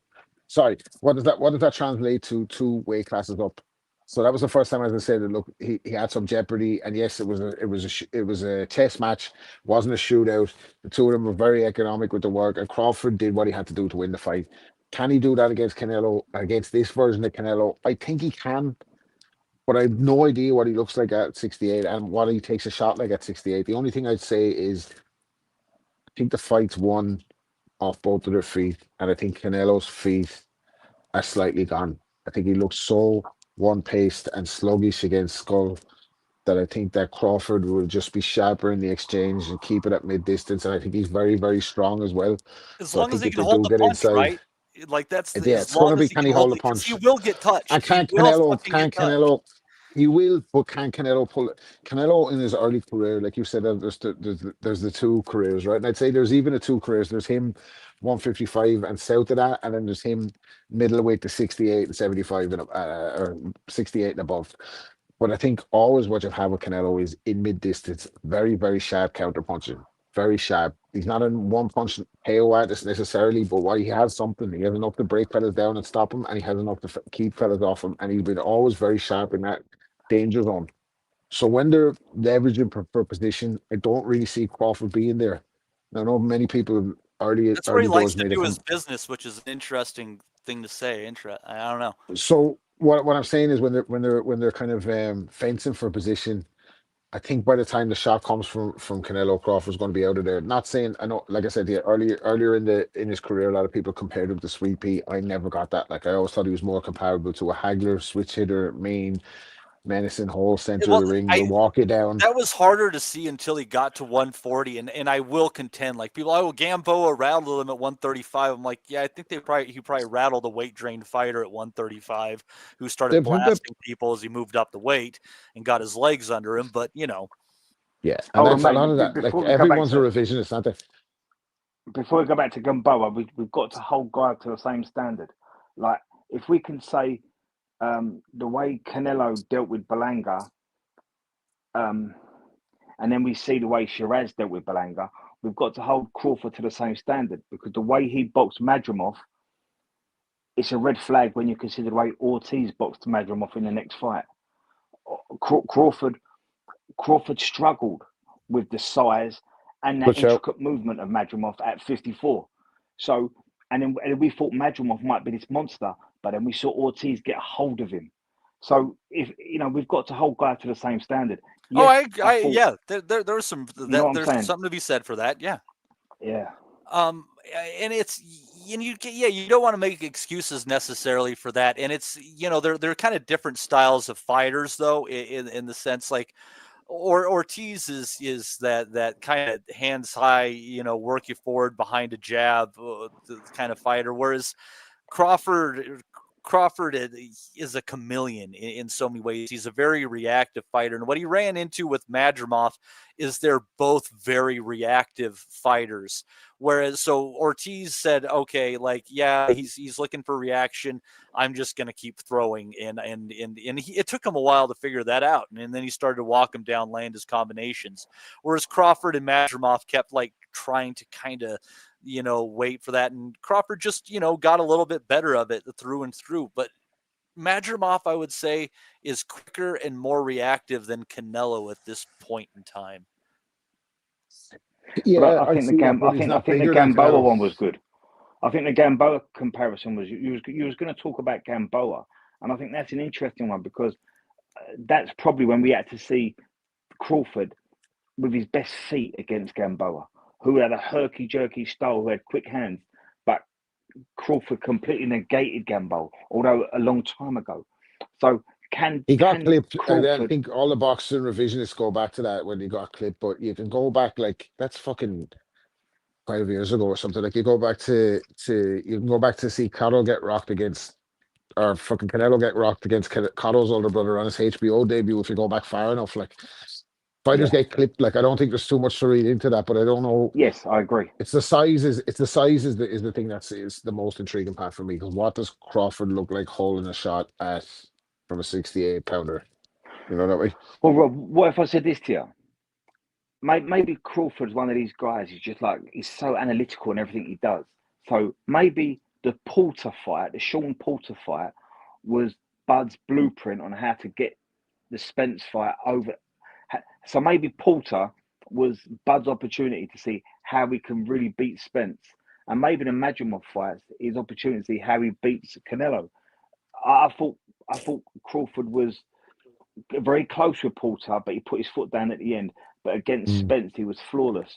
Will we see the same comparison with Madrimov and Canelo? What's interesting, very interesting that you bring Spence's name back into it, because the plan for PBC was, if you remember when Canelo had his time with PBC and Al Heyman, the plan was for Spence to win that Crawford fight and then go and fight Canelo for the sweepstakes. Like And I think Crawford took that personally, like, because Spence was naturally bigger, wasn't he? He was going to 154 anyway, and it wasn't too much for him to. They used to say that Spence could have fucking fought at 168 if he wanted to. I saw some Rob, footage of Errol Spence boxing, back in action this week. Didn't look great, by the way. So I hope he's all right. Rob, boxing heads all over the world. You know, people that you really respect said, "There's no way Bud can beat Spence. Spence is just too big and too good." But that got, you know, it's hard to imagine that now, isn't it? Apart from us on the asylum predicted this emphatic stoppage. Anyway, it's I don't know. It's one of these fights where I'm glad for the two of them, because I think Canelo deserves a lot of credit for the way he carried the sport after Floyd and Manny exited it, especially on stateside and Mexican fans and everything. He definitely made all the fights that he could make. Apart from this Benavidez one, really, is there anyone that you could say that he ducked post Golovkin? I don't think so. Like, I think he took on all comers. I think he cleaned out the 68 division quite easily. Could have done it in his sleep. Like, so I think he's an elite athlete, an elite boxer. Probably came at an era where he didn't get a chance to prove his greatness. But like I said, I tell you, legit beat Golovkin in the second fight, and he held shots from Golovkin as well, by the way. A lot of people thought Golovkin was going to knock Canelo out, and he's got some beard. That's another factor in the fight. Two of them can't hold a shot. We're talking going back 10, 11 years to see times where they're rocked. And Kavalauskas might have hurt Crawford momentarily. But who's really hurt Canelo or rocked him in his career where you're thinking about stop? A lot of people that keep saying Bud Crawford with the stoppage. I'm like, what does that look like? Because Canelo's shown his beard time and time again. So you got to think if it goes to a decision, maybe Canelo will get the decision no matter what the fight looks like. So I don't know. I think there's different stages we can break down. I'm just talking about my initial stages. I was thinking I'm just recapping that both of these deserve their shot. They've been everything good about the sport. Crawford fucking has been absolute joy to watch as a boxing purist. Like, he fucking does everything. He's got the mean streak. He's a finisher. He's cleaned out divisions. He calls people out. He wants big fights. He's fucking not ducking anybody. He made a couple of promotional bad decisions, but to see him now, after everything that he went through at the top of the game on a Netflix promotion, there's a lot of this stuff is fucking out consumer tat, like these Jake Paul fights on Netflix and that, and they're horrible, and the Katie Taylor on Netflix. It's just you're looking at these fights like and they're, but these are the two guys that have carried the sport basically for 10 years plus. They're now getting an opportunity on the biggest platform to get a massive payday and a send-off, a retirement party for both of them. So the romantic fucking boxing fan of me is happy for the two of them. I still don't really know what the fucking fight looks like when the two of them get in the ring. I really don't know. Yeah, it's, but Canelo has been there before is the thing. Like, he's gotten these huge paydays before, and Crawford is finally kind of getting into some of this money, but it's too late in his life to have, like, really what Canelo has done. That's a really good point. You could argue that Canelo has been in the biggest fight in the world that year many times in his career. Both fights with Golovkin, the fight with Floyd, Cotto. Do you know what I mean? Like, yeah, Cotto he's been over big. the fucking course, hasn't he? Like, I have a big pay-per-view events. Like, Crawford's really only had this big Spence rollout, and that's been it. Like, other than that, they've been, not that they haven't been big fights, but you know what I mean? A couple of hometown fights and that as well. It's not the same level of big fight experience. Like, Yeah, but the thing about Crawford too is the fact that he was avoided for so long, and he had to force these fights to happen. Like, Arum could have made Crawford against Pacquiao anytime he wanted to. He knew how that fight ended, and honestly, Freddie Roach didn't want any of it either. They could have gone across the aisle with these incredible welterweights that they had at the time and matched them all up and between Top Rank and PBC, but they chose not to. And PBC did everything they could to try to derail Terence Crawford. It's a shame. Rather than letting the star shine and do his thing, everybody kind of did, and when somewhere or another seemed like they conspired to hold him back out of fear of losing their cash cows and things like that. And I always go back to, after he knocked out Spence, and the conversation I had with the judges and referees when we were afterwards, when they were grabbing a drink. And there are just not only some stylistic things and stuff like that, but in the way that they were forced to fight, go looking for the knockouts because they knew they needed them to get noticed, to get the victories, to not get screwed. Terence Crawford and Marvin Hagler have incredible parallels between each other. I'm just saying, and you can only keep them out so long. And is this going to be his Ray Leonard fight? I don't know. Justin, you've been awfully quiet. I'm just listening. No, you're fine. Go ahead, get your say in. I mean, you can enter on any point here. I'm still dealing with the guy in the backyard, so I'm just listening. I'm letting y'all talk. Yeah. Yeah, I went over and helped him for a second. I don't think I missed anything.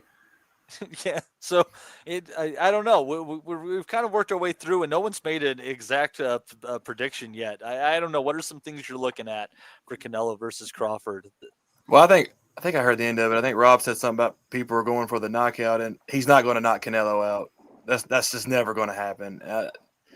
Crawford has never had that elite power anyway, like where he's just going to go in there and blast some guy in the first or second round. So he's not going to.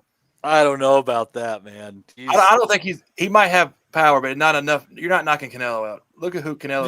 I don't think he's knocking him out either, but like for the string of knockout victories that he had was impressive. Like just. Well, I'm gonna go with the Steve Wellings comment. Who was he knocking out? Because Steve always wrote him about his opponent. Oh yeah. Then the Wellings curse kicked in that one. Exactly. So if I'll make a prediction now. I've never wavered from this prediction when they were just discussing the fight. I still believe Terence Crawford wins the decision. Now, I'm 99% sure that Canelo is going to get it, but I believe though that Crawford is better. I think Crawford's better. I think he's more skilled. I think he does everything a little bit better than Canelo does. I don't think Canelo. This is not the same Canelo from years ago. Y'all were going through all his older fights and everything.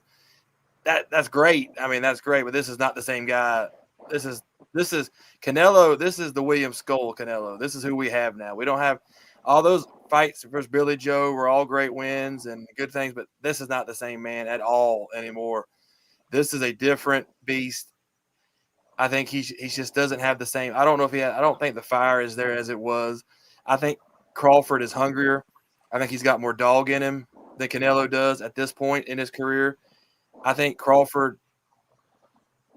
God, this is not the best. I guess the best way I can put it. I think Crawford cares more as far as Crawford knows this is it. Canelo's got a legacy. He's already built what he had to build. He's done with that. If he loses this fight, okay, people will be, is it going to crush Canelo's legacy? No, it's not going to crush it. People would die for him. Crawford has all the fire on his side. He has everything, and I think that's the way Crawford is. I think that's going to fuel him. I think he feeds off of that, and so I think Crawford. The way we could talk about what's he going to look at the weight. I have no issue. I think Crawford's going to hit this exactly right. Maybe the snack will help. Maybe have some extra snack. I don't know. Well, let's hope so. Yeah, exactly. Fires all over the place. Yeah, he should be sucking it down because obviously we've seen recently. You can fail a test, nobody gives a shit. They don't care anymore. You're still going to fight. Nobody gives a shit. Yeah, that Munguia shit. Munguia, the guy, Katiev, I mean, they don't give a fuck anymore if you fail or not. They're still going to go with it. So you might as well. You could just get like ChatGPT to write you like a 40-page dossier to say that you're innocent, and you could fucking send that in like a grand. You'll be fighting again in fucking 2 or 3 weeks. I just think Crawford is going to be a different animal. I just think he's a different mentality than anybody that Canelo's ever fought. I don't think Canelo, yes, he's fought some great guys, but fuck it. You think Billy Joe and all these other guys are going to have the same kind of fight and mentality that a Crawford's going to have on the biggest stage of his life? Crawford's going to win this fight. I don't know how he's not going to knock him out, but Crawford, in my opinion, is going to win this fight. He's going to find some way to beat Canelo. The only fighters with the ring IQ around the level of Terence Crawford that Canelo has fought before in his career is Floyd Mayweather and Dimitri Bivol. I mean, you might be saying, well, those are exceptional circumstances. Well, yes, and I'm making the argument that Terence Crawford is an exceptional fighter. I've made that argument for years. I don't know. Well, listen, you're talking to the fucking president of the Terence Crawford fan club here. Like, we're fucking old school Terence Crawford fans on the asylum. We remember fucking Ricky Barnes. You know what I mean? we go back as far as Dogbay and these characters. Like everyone was rooting for him at welterweight. Jeff, we remember when he beat Jeff Horn like a fucking heavy bag. Like, so I think we've always advocated for Bud Crawford just because he's so fucking good. And he's got the fucking mean streak too to him, hasn't he? Like, what I'd say is that he's looked supremely confident in the build-up. Not that means anything, but part of my prediction as to who I thought would win the Crawford Spence fight came from their ES News showdown. Do you remember that one? I don't know. It was like about 5 years ago, and Spence and Crawford were like backstage at some fight, and Crawford ran down on him. I think he had like a fucking beanie on him, and he was going to Spence like, "You're fat, you're fat." Like he was pointing at his stomach, he was pointing at small margins, and he was telling him he was going to stop him. He's like, "You can bet $1 million. I'm not going." And Spence was like, "On God, you're not stopping me." And he was like, "Oh, you can bet whatever you like." And you could see in his face, he knew he was going to win that fight no matter what the fuck it was. And that was what kind of made me a believer, because initially I would have thought Spence was just weight wise too big for him. But when he grew into welterweight, you could see his timing and everything was he was going to be too sharp for Spence. And obviously, events outside the ring definitely helped deprecate what Spence used to be. But there was just no way for me that Crawford was going to lose to an Errol Spence with that mentality. That the difference between their mentalities was night and day. And I'm not saying that Canelo has a different mentality than Crawford. I think obviously mentality plays a massive part in his success as well, his determination, his mentality. But Crawford looks so comfortable throughout the whole build-up. You gotta feel like he feels like this is his time to shine, don't you? Like, he's one of those guys that's not going to waste his moment, And I'm not saying he could lose this fight. It could be very close. Like, I get the hunch that one or both of these fighters will leave this fight and not be able to say they've never been knocked down before in a fight. Like, I think interesting. I think it's for one or both, and maybe it decides the fight ultimately, or maybe it gives them an argument to give it to Canelo or something. But skills matter. And Des, I'll tell you what, something that I like, yes, weight class boxing, I argue this more than anybody else. Weight class boxing is different than heavyweight boxing. But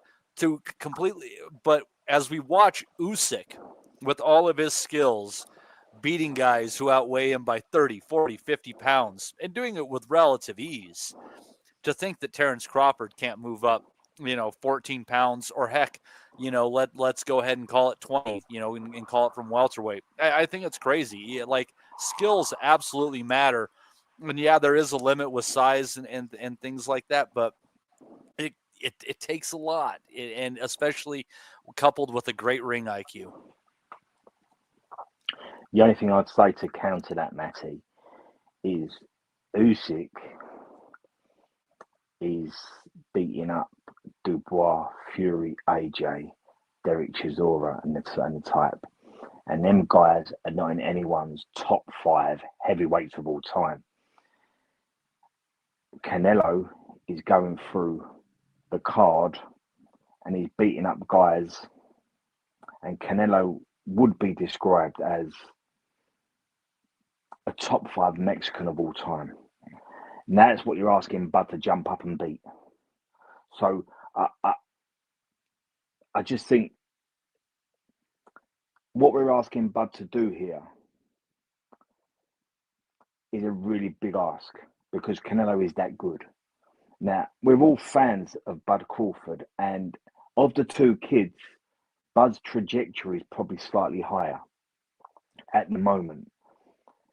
And we can't overlook Bud's career. And there's things that we talk about Canelo's resume, and it might be a little bit underwhelming, but we've also made the point tonight that maybe Canelo made them guys look bad, because a lot of them guys, most of them guys, were top 1 and 2 and 3 in the division, unbeaten, and we've never seen them have this shit kicked out of them like we saw when they fought Canelo that night. I'm talking about Callum Smith or Billy Joe or Charlo or Plant or Munguia or John Ryder. Canelo heavy bagged them guys. He beat the snot out of all of them. And we never see that before. So maybe Canelo's brilliance, like an Inowway, similar to an Usyk, He makes these guys look very, very ordinary, and that downplays his achievements over his career. But those fights, I remember watching them. I remember coming on the Asylum on the Sunday after the Saturday, and I couldn't believe how alpha Canelo was. I couldn't believe how in control he was. I couldn't believe how he knew how to press, shuffle people around, almost Beterbiev-like, and let his hands go, and know how to look after himself in the mixer the way he does, jumping up 2, 3, and 4 weights. So I'm a massive Bud Crawford fan. We all are. But this is a real hard one because you've got 2 generational greats. And the fights Crawford's had in his career, whether it's Ndongo or Jeff Horn, Victor Postel, coming to Scotland to beat Ricky Burns, and Bud talks about that night and how hard that fight was for him. Guys like Kell Brook, Amir Khan, we kind of think, well, he was meant to beat them. Of course he was, but it's the way he beat them. He smacked him out of there. They got him the fuck out of there as soon as he could. Yeah, yeah. And the way he beat monsters like Sean Porter, Errol Spence. This to me, I think Rob said it. I don't know how this is going to go. Like, I'm just lucky we've got it because this is as close you're going to get as a Ray Leonard and Tommy Hearns. It's that type of fight. I don't know how it's going to play out. In a way, you have to. I think people are leaning towards Bud Crawford a lot because a lot of us were fucking like, massively happy when he beat Spence and he got his vindication. And it was like, and the manner he did it in, it was like, there's no disputing now. This guy's the fucking real deal. He's the best in the sport. Him and Usyk, number 1 and 2. But Canelo's been number 1 or 2 for like 10 years. You know that way. So it's like fucking a lot of people kind of, because Crawford called for this fight, like, and he was like, what's next for me? I finally reached the mountaintop. Like, now I need to go out, challenge myself. I need to go after the big dog, like the payday. I missed out on Pacquiao. I'm getting Canelo now. Like, so I think both of them ultimately win. We win as a sport because on Netflix, if you're watching Canelo and Crawford, there's probably no 2 better fighters you want to see on a big spectacle like that are going to bring kids in for the future. I don't know what it looks like, dude. I don't know what it looks like. If Canelo comes out with the feet that he had in William Skull, I think Crawford has a great chance of winning. But if Canelo has anything left and he's able to land, I just think the feet, I think the speed of foot is going to be the key to winning the fight, because I don't think Canelo rather has that sharpness that he had even 2-3 years ago. I just don't think it's there. Off the evidence of the William Skull fight, who's not a bad fighter, by the way. He's going to give a lot of fellas a tough night. But William Skull 3 years ago, you'd expect fucking Canelo to walk through him like. I do feel Crawford's 38 too. You know what I mean? He's 38 too, and he's up fucking 28 pounds of muscle, like fucking his best weight. You know what I mean? I do feel that Canelo has gone from 4th gear to 3rd gear last couple of fights, Belanga and Skull, and that might be a reason why we're a little bit higher on Bud. But we have to remember as well, as much as I enjoyed the brilliance and the subtlety of the Madrimov fight, we can't have Bud. Like you said, that Canelo's feet have got to be better. Bud can't be as reactive against Canelo, because Canelo's that master of alpharisms. He's a master of pressing you and putting you into corners and getting his shots off. But the Bud we've seen against a Gamboa all the way up to Sean Porter, Errol Spence, Bud knows how to catch you coming in and on the way out as well. Yeah. He's got to be as proactive to do that. With you, I'm going to say it again. I don't know how this one's going to go. It's really, but that's what really I'm saying. a good so fight. Canelo's not the type of fighter that plays into Bud's strengths, because he keeps it mid range, and he's the counter puncher at mid range. So he's not walking onto anything, and he's shown that he can take a shot. So I just think it's going to be a lot of feinting. I think the fight's going to disappoint. Actually, I think it'll be a decision. And I think we will see a lot of standoffs because of where they both are. Like, you've got Crawford moving up. He's 38. He's carrying an extra stone in muscle.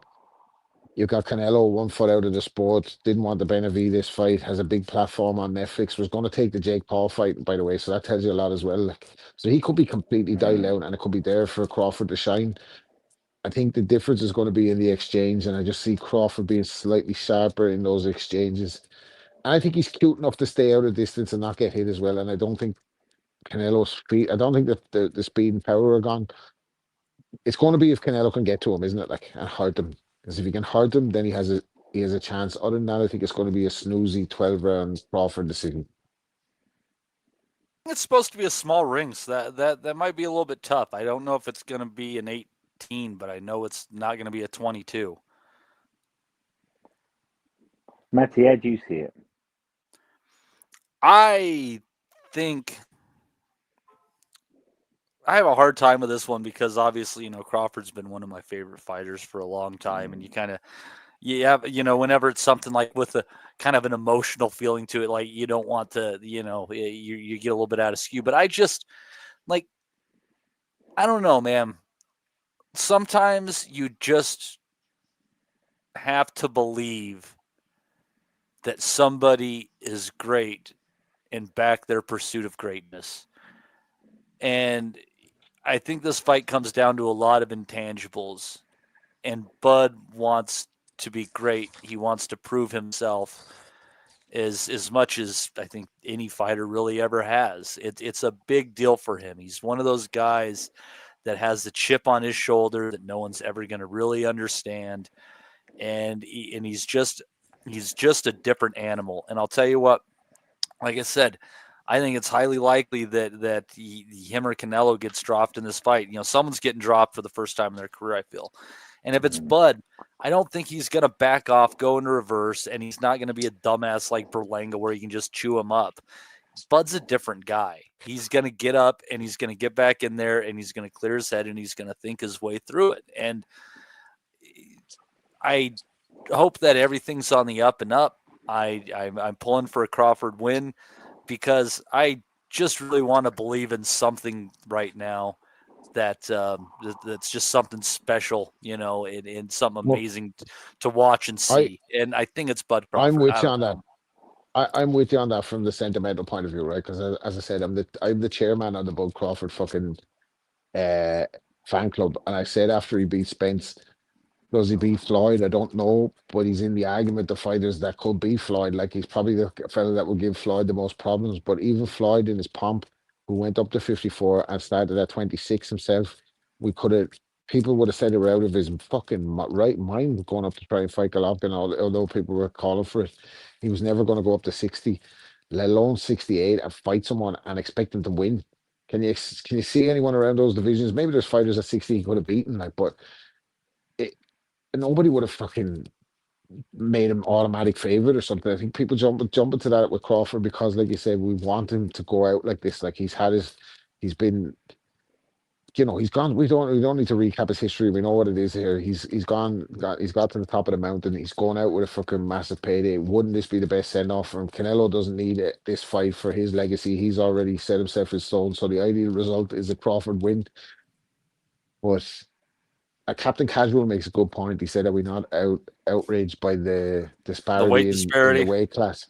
And like, he's right, because if it's Conor Benn versus Eubank, we're all fucking complaining, me more so than anybody. Like, but I think with this one, matchmaking makes and timing are important factors here, because Crawford's obviously had a long time to prepare to get up to the weight. The two of them are 38. It's probably both their last fight.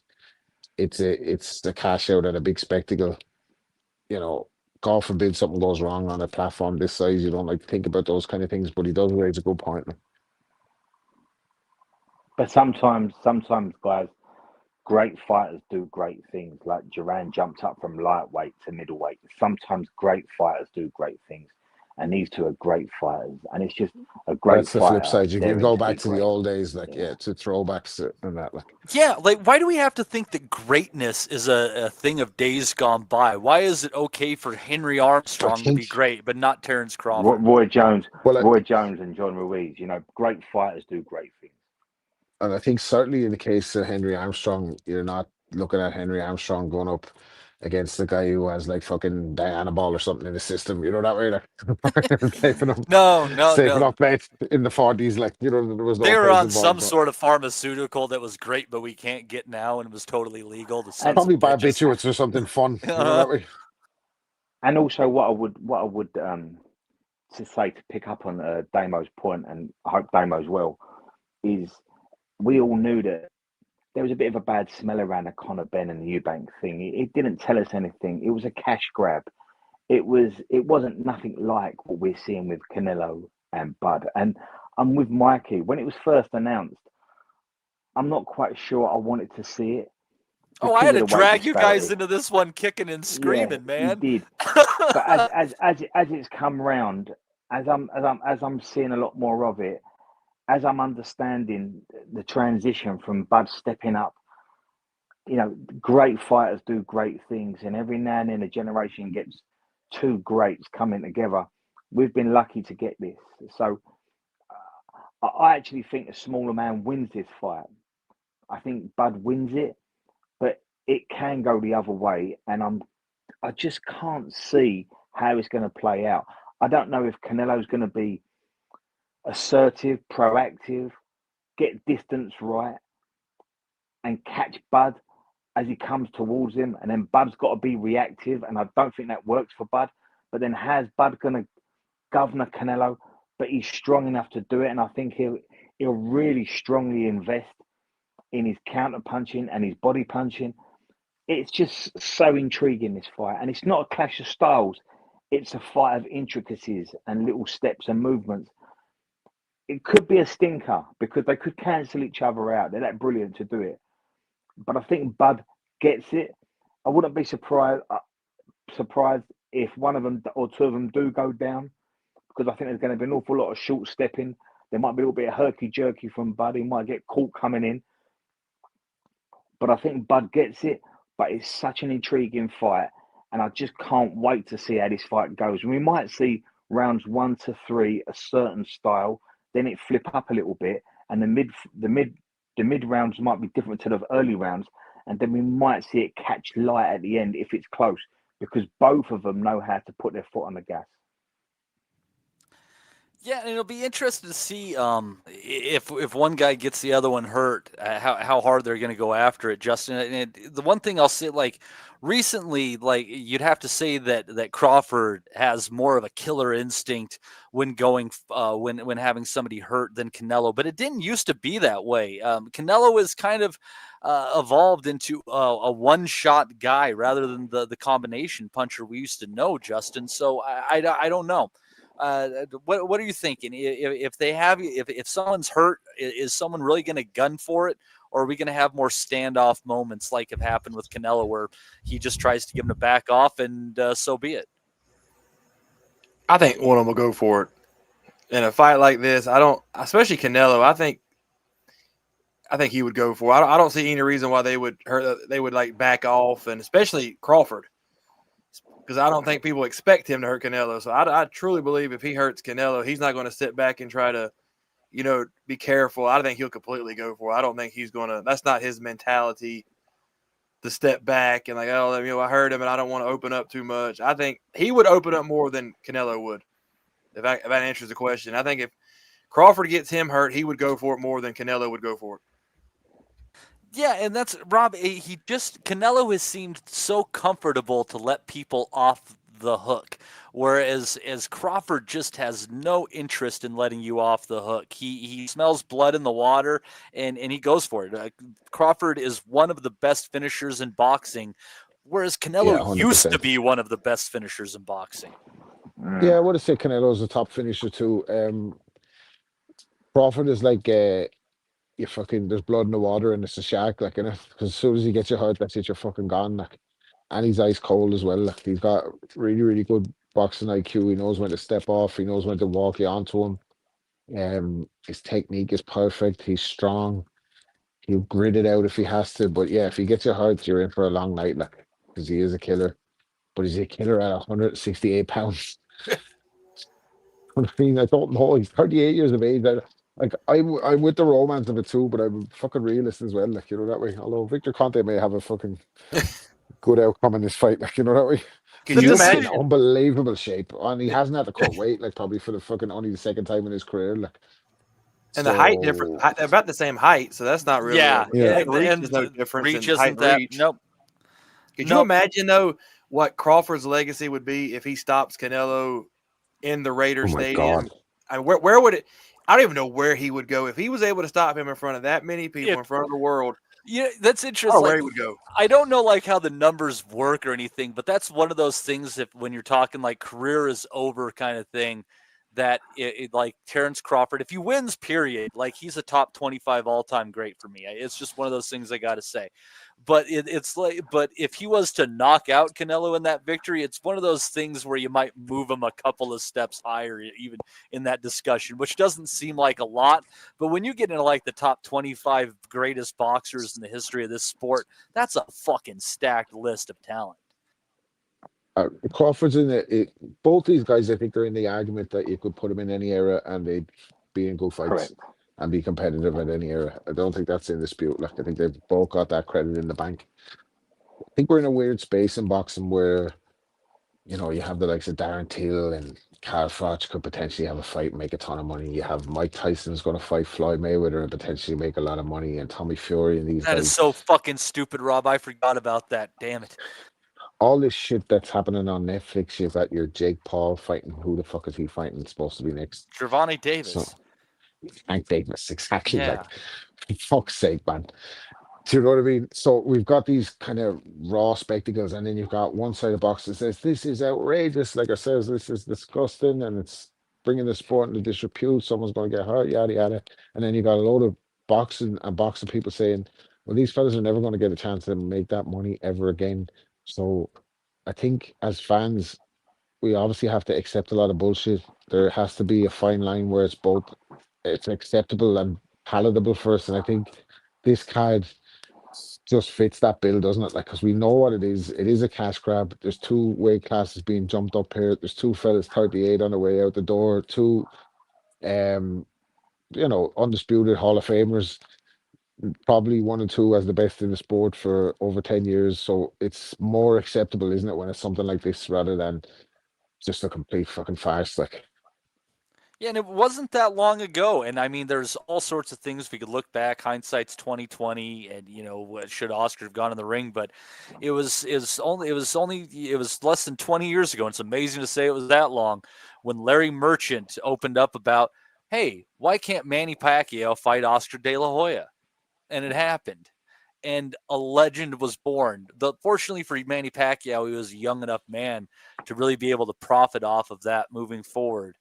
But why can't we have these funky dreams once in a while?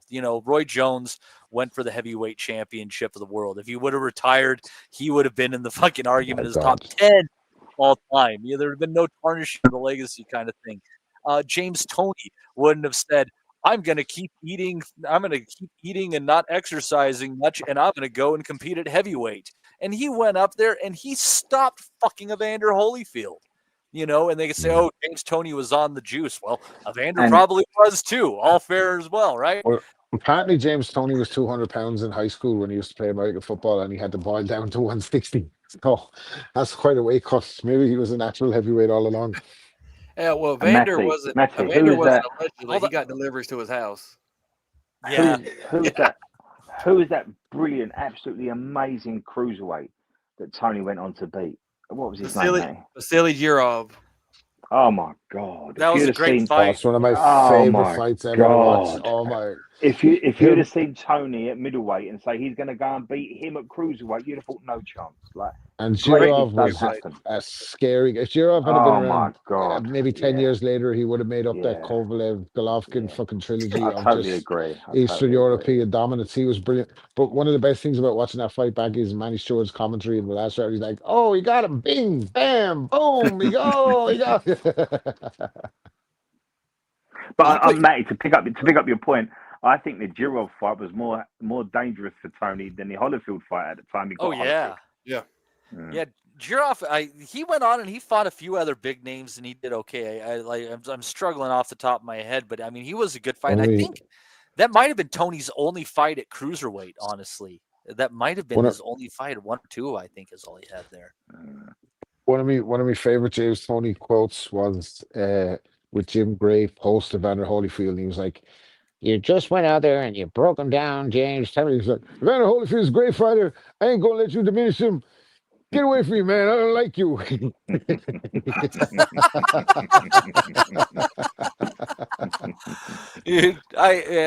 a fucking. But again, I mean, going back, like chasing greatness and stuff like that. You know, I mean, Pacquiao, started out, but putting rocks in his pocket because he was malnourished to make get up to what he could fight at as a minimum weight, and he ended up beating Margarito for a vacant title at 150 pounds. I will never say he ended up being a titleist at 154. I will never fucking say that. 150 grams of HGH that night he beat fucking Margarito, by the way. So his eye was never the same. Fuck. Hell, man. He beat Margarito like a ragdoll. He fucking 126 pounds when you stop, for fuck's sake. It's just like, I hate to go too off into the weeds, but it's just like such a fucked up, dark, miserable world. And I just like to see something amazing happen that inspires people, And I get it that Canelo is inspiring to the people of Mexico and he means a lot to them and stuff, but he's had a lot of those nights. Like I want people to fucking like really question if I really reach and I give it my all and I am almost singularly focused on this task. What can I do? And say, well, Bud Crawford did this. And just, being a little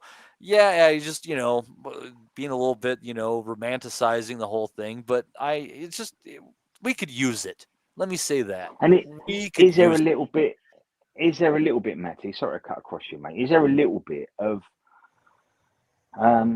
blue collar appeal to Bud? Like we've seen Canelo for years now on yachts and driving G-Wagons and wearing Dolce & Gabbana silk pajamas, gold Rolexes with a supermodel or some sort of supermodel pop star from Mexico.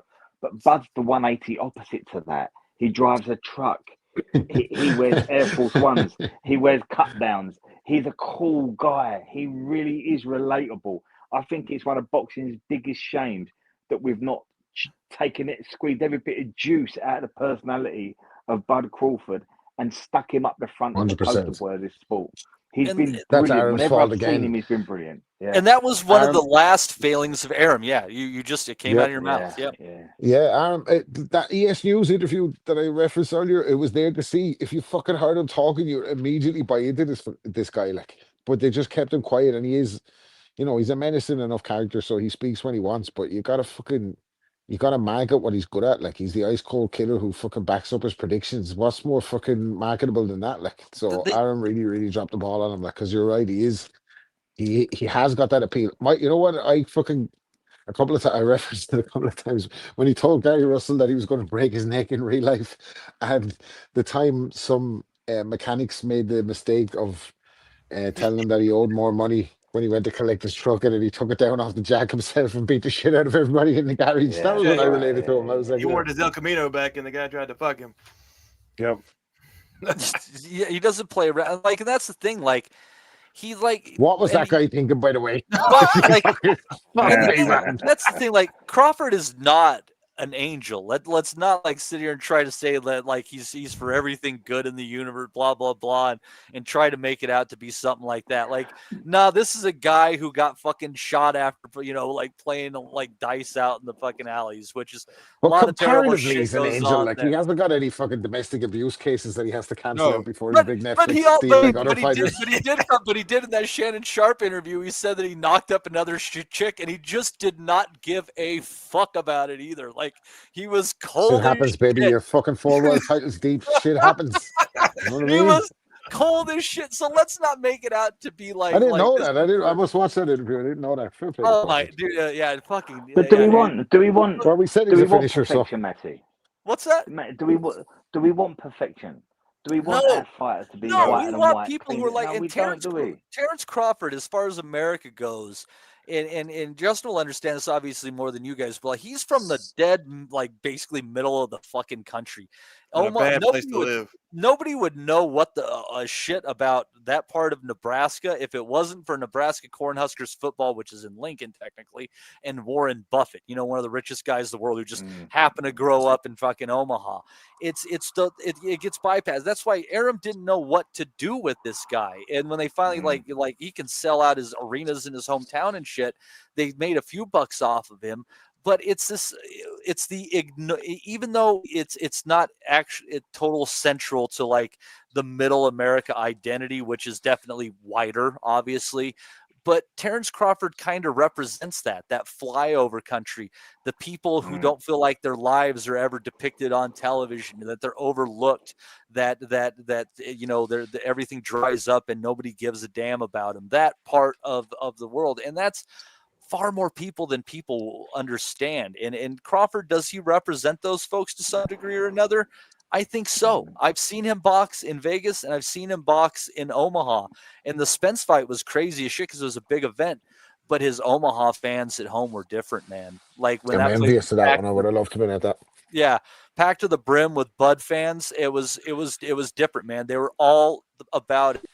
But he delivers, and that's the difference. Is you also got to think these people in this middle part of this country have been let down time and time again, and here comes this guy who fucking delivers every single time. Nebraska doesn't produce celebrities, really. Honestly, they don't. There's not like a lot of only local celebrities, like guys who played Nebraska football. Really, there's not like these huge baseball players or huge sports stars or people, actors that come out of Nebraska. He's it. I mean, he might be the most famous person they've produced in the last. When you're talking years.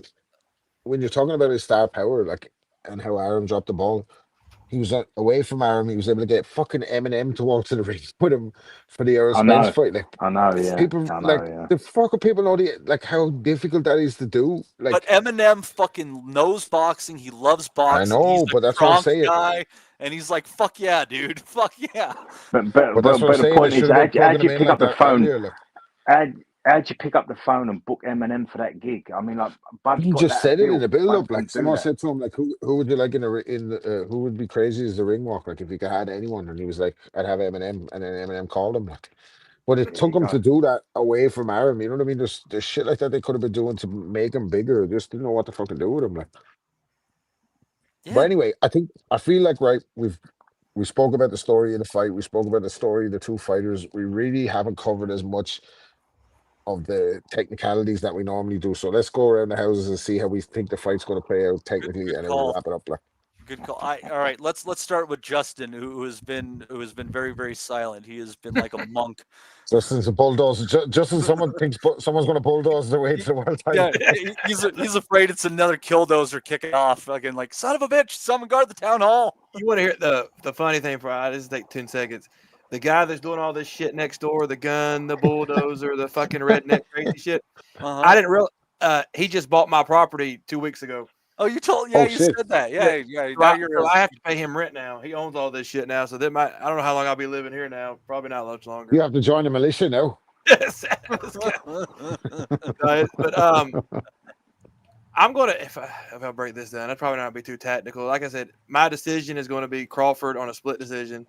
I think that's how it'll go. I think Rob said earlier. I think the fight's going to be boring. I don't think it's going to be an overly exciting fight. I don't think either guy. I don't think it's going to be a war. I don't think they're going to stand toe to toe.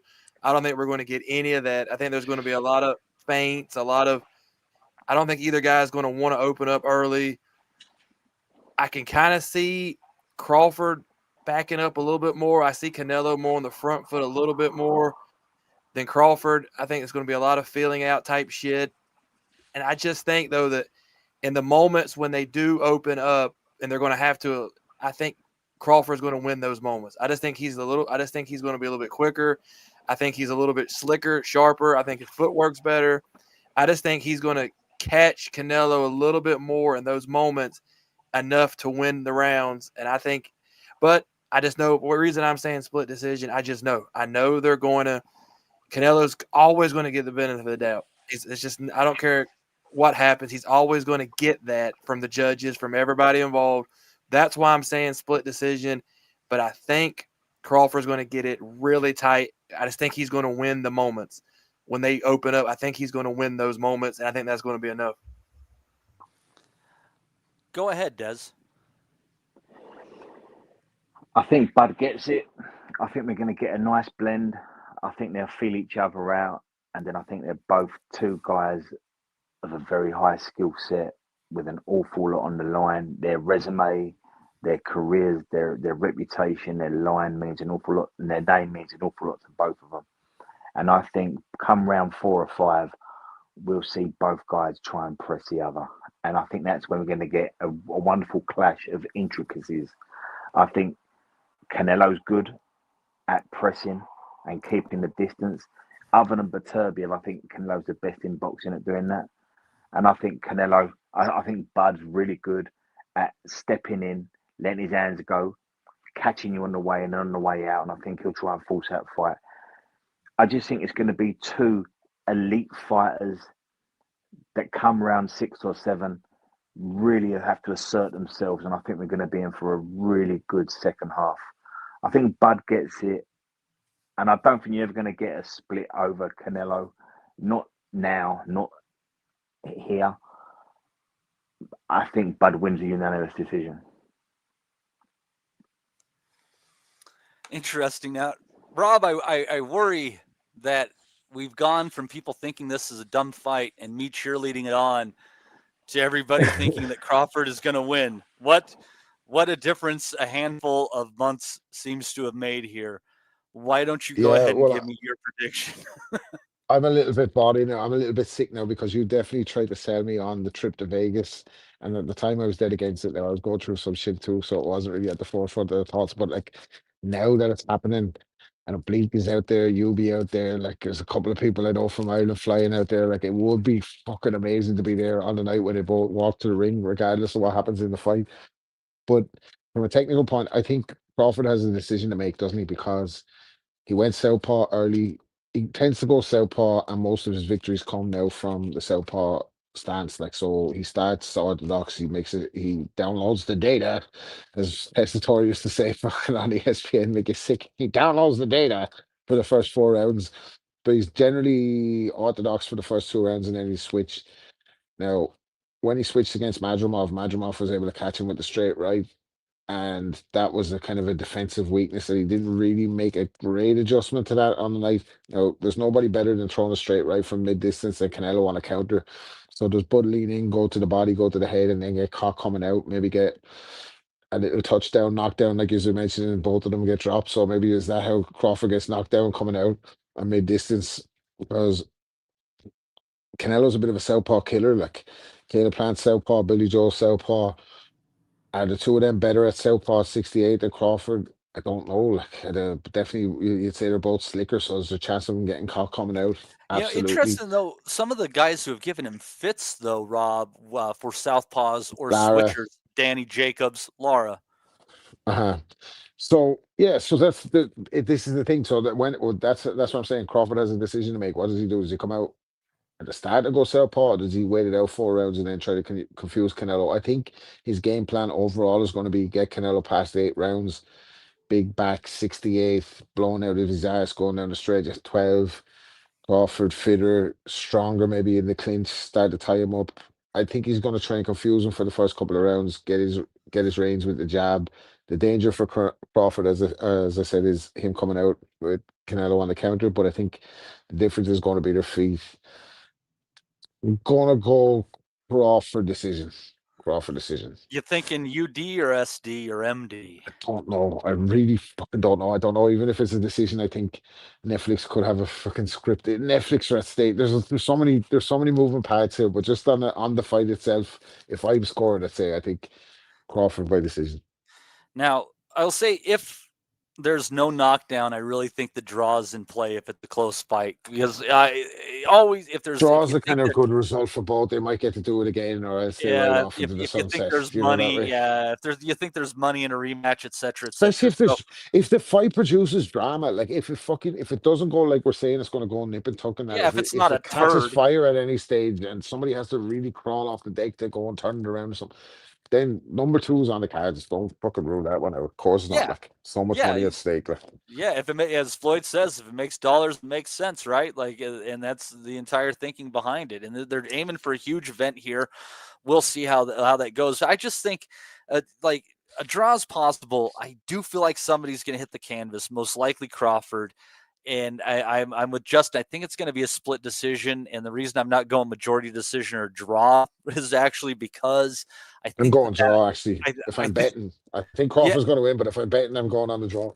You're probably hitting 18-1 on that one for this one. But I feel like someone's going to hit the deck, but I'm going Crawford by the split decision. And I think it's going to be one of those where most people thought that he won 8-4, but one judge finds a way to make it even with the knockdown, will make it 114, 113 kind of territory.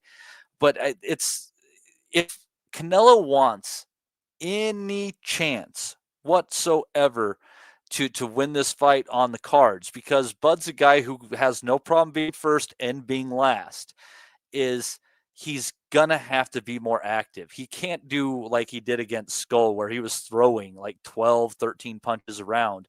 I think he's not gonna, if he throws 30 punches around, I don't know that he's gonna take this. Canelo is gonna have to up his output if he's going to really want nice left hand to the body as well if Crawford stays in southpaw, by the way. Absolutely. And for Crawford, I hope if he does do much switching, I hope that he does it in two places. One, he catches Canelo in a clinch, and people who think, oh, that's a bad idea, you're going up against a bigger man. Crawford has a wrestling background. That does matter in this instance. So when he gets in the clinch and they separate, then you go back, or you go to wherever you want to be.